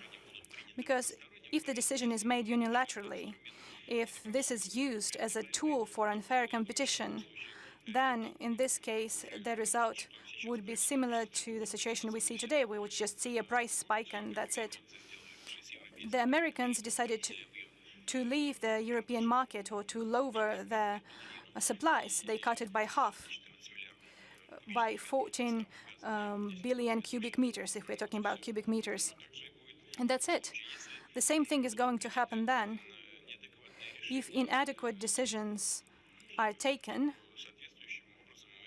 then we will respond accordingly. You see, there are some competitive advantages that Russia has, considering we have great reserves of hydrocarbons. Yes, we do have those competitive advantages, but those are natural competitive advantages, and you should take it as a given.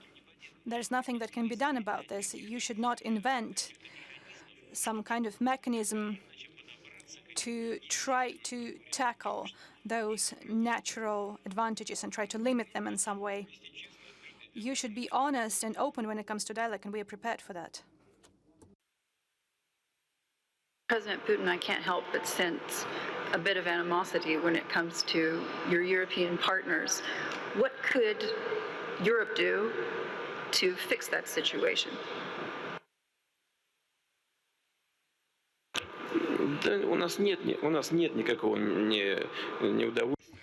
We cannot say that we are dissatisfied with the situation in Europe. We see how the discussion goes. And it has proven that what's going on in the markets is a kind of a handmade situation, the result of heedless politics, but this is their problem. We are prepared to work in such a way as to avoid such crisis in future. We are open for a dialogue. We meet and we keep in touch and we work together with our partners. And the understanding that we need to advance this dialogue is there. So we need to see how that would be implemented in practice. The Europeans have a trust deficit with Russia, and it's not just because of this current crisis in the gas market. It's also, of course, the massing of 80,000, 100,000 Russian troops on the Ukrainian border. At what point do you believe that you will solve these issues with your European partners? Because it requires dialogue. Would you be willing to talk to NATO directly?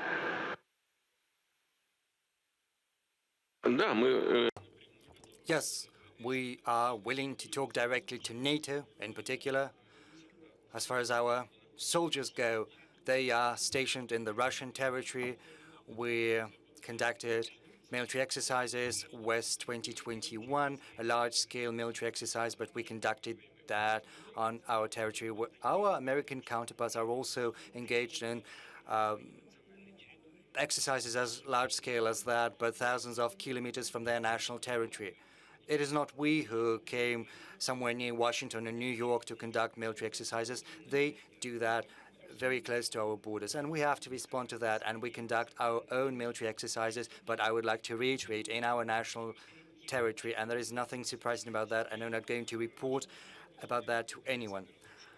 Our partners are undermining all agreements which we reached in the past, in particular on confidence-building measures in Europe. I refer in particular to NATO's expansionist words, something I've spoken on many occasions before. There is also the imbalance with the Baltic states, which are taken out of any kind of count as far as the military contingent goes. We are not in violation of anything. We have not withdrawn from the ABM, nor have we been the ones to abandon the INF Treaty, nor we who quit the Open Skies Treaty. It was our American counterparts who did that. But in order to shift the blame, they are simply shifting it on others, and the media are blowing it out of proportion in the interest of those who are paying for that. So there is nothing surprising about that in the world, but we are gonna do what we deem necessary to protect our interests and to ensure our security. And I assume Missile that flies at Mach 3 and is precision guided.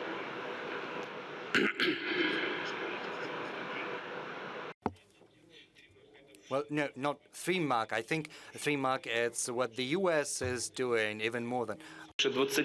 Our hypersonic weapons flies at more than 20 Mach, and these are not just hypersonic weapons, anti-continental weapons, and far more serious than the ones that you've just mentioned, and we've already entered them into service, and other partners are pursuing similar systems as well. And there is nothing surprising about that either, because high technology armies across the world will acquire such weapon systems in the very near future. But I would like to draw attention to the fact that having access to such weapon systems, for the first time in history, being ahead of our main competitor in that field in terms of high technology weapon systems, we're not trying to take advantage of that. We're not trying to threaten anyone.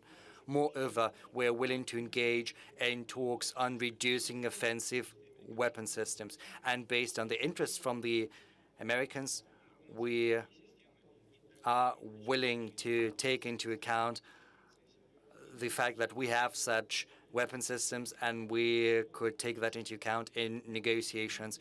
We should stop with all this blah blah, and we have to sit down and talk in a substantive manner. And as far as I understand, the current American administration is trying to embark on this path, and our contacts are developing. Incidentally, this is something our meeting with Biden was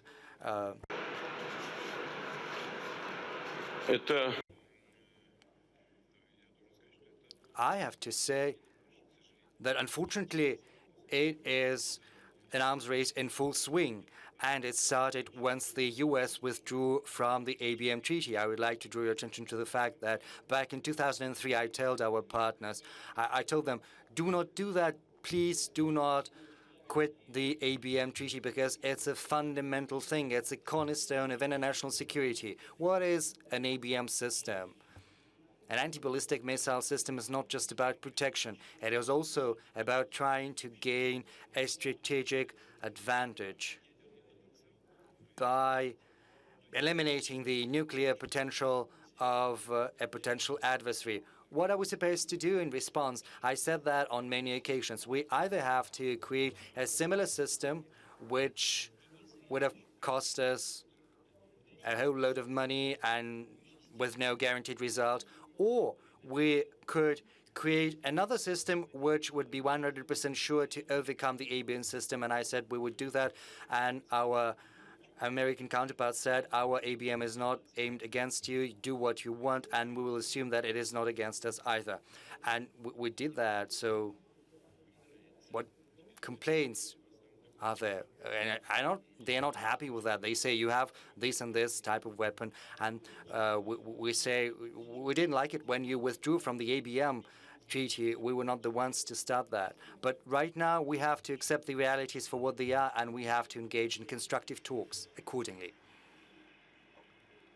President Putin, before I let you go, I just want to ask you to walk us through what's happening in Russia today, because at the end of the day, you do have a problem, because you have real incomes that have fallen for 5 of the last 7 years. The average Russian has 11% less to spend in terms of their buying power than they did in 2013, and you've got a declining population. Also, of course, 10% of your GDP is made up of what is extracted from the Arctic, and of course the permafrost is melting. So you do have some serious economic issues and challenges. You also have the structural issues to the economy related to oil and gas, to petros, that you've talked about so many times in the past. Ronald Reagan said that freedom is prosperity. Freedom is prosperity. When you think about that with regards to modern democracy in Russia, in the past you've made comments to the effect that Russia wasn't ready for full democracy. Where are we today, in your view, in Russia?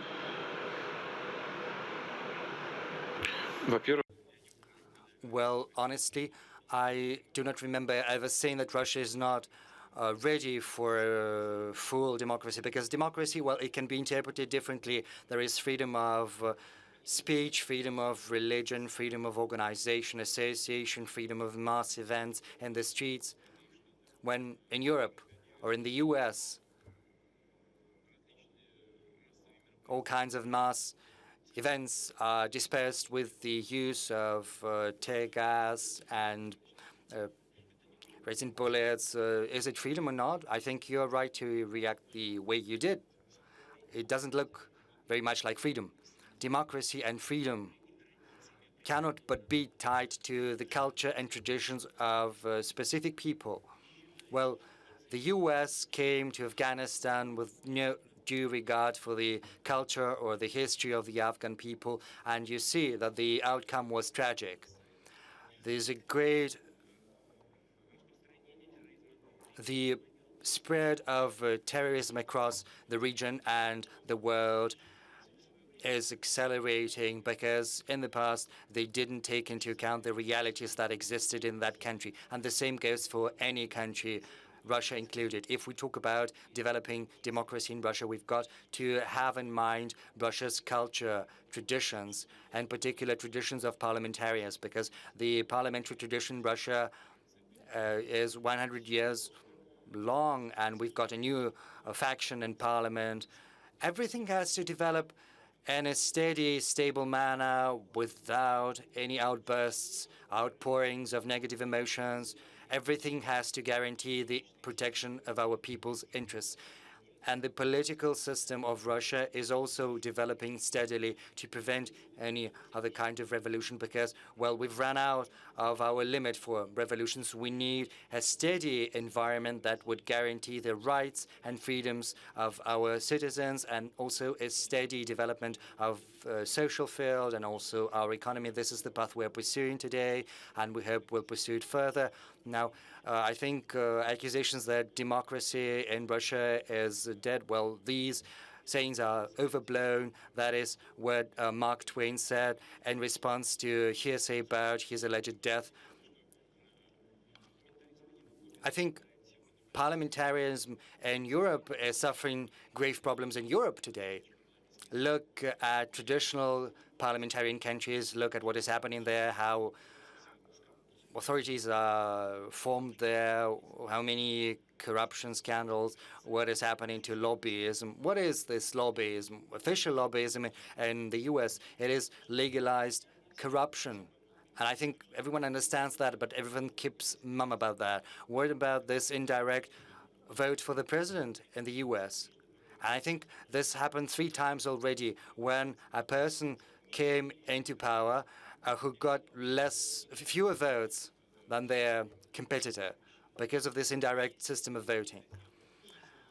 We have flaws in our system too, but this doesn't mean that these flaws are more numerous than in your countries. Maybe they are even less numerous. Now, a couple of words about the economy. Yes, our economy is suffering from some problems, and just that's true as elsewhere in the world. The income of our population is going down, and we are concerned about that, and we are trying to ensure economic growth on the one hand. At the same time, we're trying to make sure that this results in an increase in real income for our people. This requires a great deal of administrative and financial resources. So far, we have not succeeded entirely, but we understand what people need, government support, and that is why we provide targeted support, we provide targeted income for families with children, for senior citizens. We're doing that in a precision-targeted manner. And yes, unfortunately, inflation rate has gone down, I think gone up at 7.5% or so. It's higher than we expected, but you said it yourself. All banks across the world are printing money. Our central bank does not do that. Just yesterday, I met the governor of the Central Bank of Russia, and we spoke about our financial policies. Our bank is not printing new money, but we're part of the world system. And our food prices have gone up even by more than 7.5%. But what about the rest of the world? Across the world, due to a number of different reasons, in particular due to the recent events in the energy markets, the prices have gone up too. Yes, we're part of the world system. We have problems of our own, and with the support of the Russian citizens, we will address these problems. We're certain of that. Mr. President, at the same time, though, corruption is still a big problem in Russia. You sit at 129 out of 180 nations in terms of the corruption index. When you came to the presidency, you made a massive cleanup of the Yeltsin-era oligarchs, if you will, of those who took advantage of the breakup of the Soviet Union for ill-gotten gains. But corruption flourishes where there's a disregard for human rights. in your view, with regards to human rights in Russia, is it normal that you have the kind of abuses that we see today, that journalists are labeled as foreign agents? Your Nobel Prize winner is worried that he's going to be labeled as a foreign agent. Is that normal to you?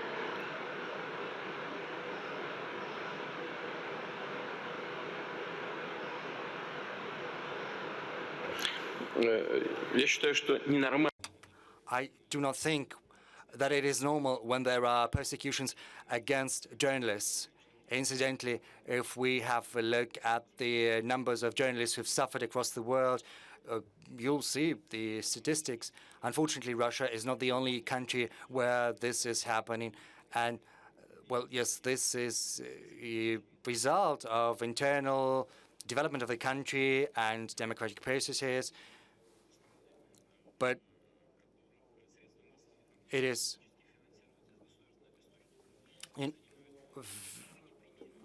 very hard to find any other country where the media are funded from the government but are so intransigent about the government policies. You know, there is Gazprom Media in our country, and it has a very intransigent position what the government is doing. Even though they get government funding and they're working and everything is fine. Yes, sometimes journalists can overstep the boundaries. They run against certain risks. And our goal is to protect them. Unfortunately, we do not always succeed. That's true. Mr. Molotov, your Nobel Prize winner, will not be labeled as a foreign agent.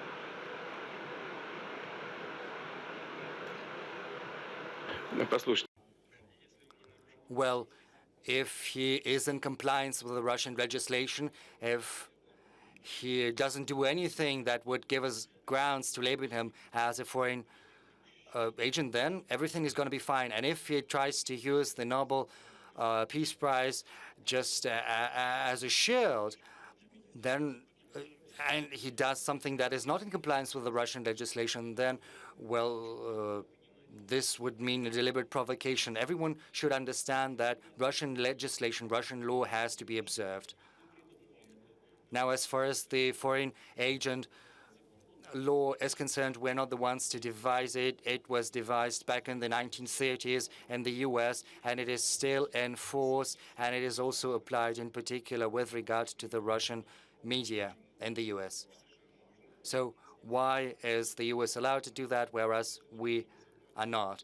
We do that with one single purpose, to protect our internal political processes from external interference. Foreign agents are not barred from political activities or from any other professional activities. They only have to register as such, whereas in the US, they face all but criminal charges for that. We know what we're doing, and we will do what is in line with the Russian interests. Final question, Mr. President. With regards to this specifically, I mean, you're ex-KGB. Is there really a fifth column in Russia led by the likes of Alexei Navalny that you're so worried about? What is it? What is it that worries you so much about those in the opposition, that you have to jail them?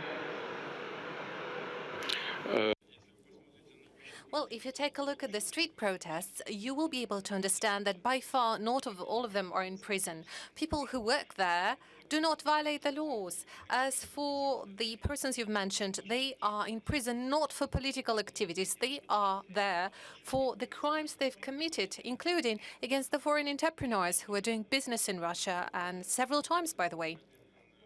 That has happened several times. So, in fact, we have forgiven them for those street passings several times.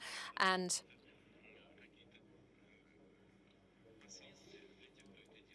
you have to be aware of the consequences of that type of trespassing. So you certainly should not abuse the trust of the society in order to achieve certain economic advantages by pretending and using the political activity as a cover-up, and that relates to the particular person you referred to.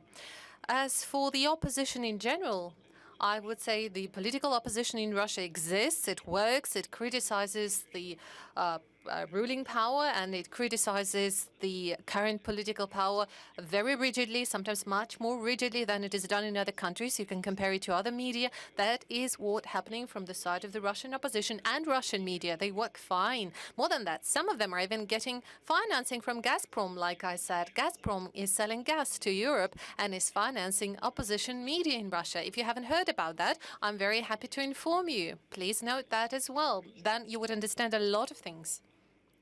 Certainly hasn't kept some of our panelists from investing in Russia.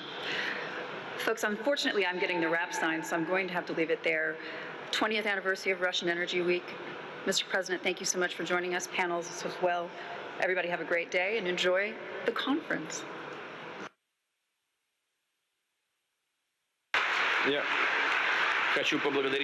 I also would like to thank our moderator. I believe Haley has created a very special atmosphere here. And I also would like to thank our colleagues and our friends from the energy companies who have made it possible despite a very tense schedule. I know that you are very busy at the moment. You are very busy in your countries, but you also represent global companies. You have businesses all around the world, and you have to take care about a lot of things. So we very much appreciate it that you have been able to join us at this session. And I very much hope that those of you who are with us remotely and those of you who have managed to come to Moscow, those of you who are in this room, just like before, despite all the difficulties that we're all facing today in the world of energy sphere, I do hope that you will continue your fruitful businesses, and I'd like to assure you on my side, on the side of the Russian government, and your humble servant will do everything possible in order to create the right conditions for you to do business in Russia, to make sure it is based according to the highest environmental standard, but at the same time, it is important that you get maximum profitability for your companies. A lot has been done by us already during the previous years, and I'm quite convinced that even more will be done in the interest of world energy sphere in the future. And certainly we'll do more for the countries where we operate. So thank you very much for your participation. Большое спасибо. Thanks a lot.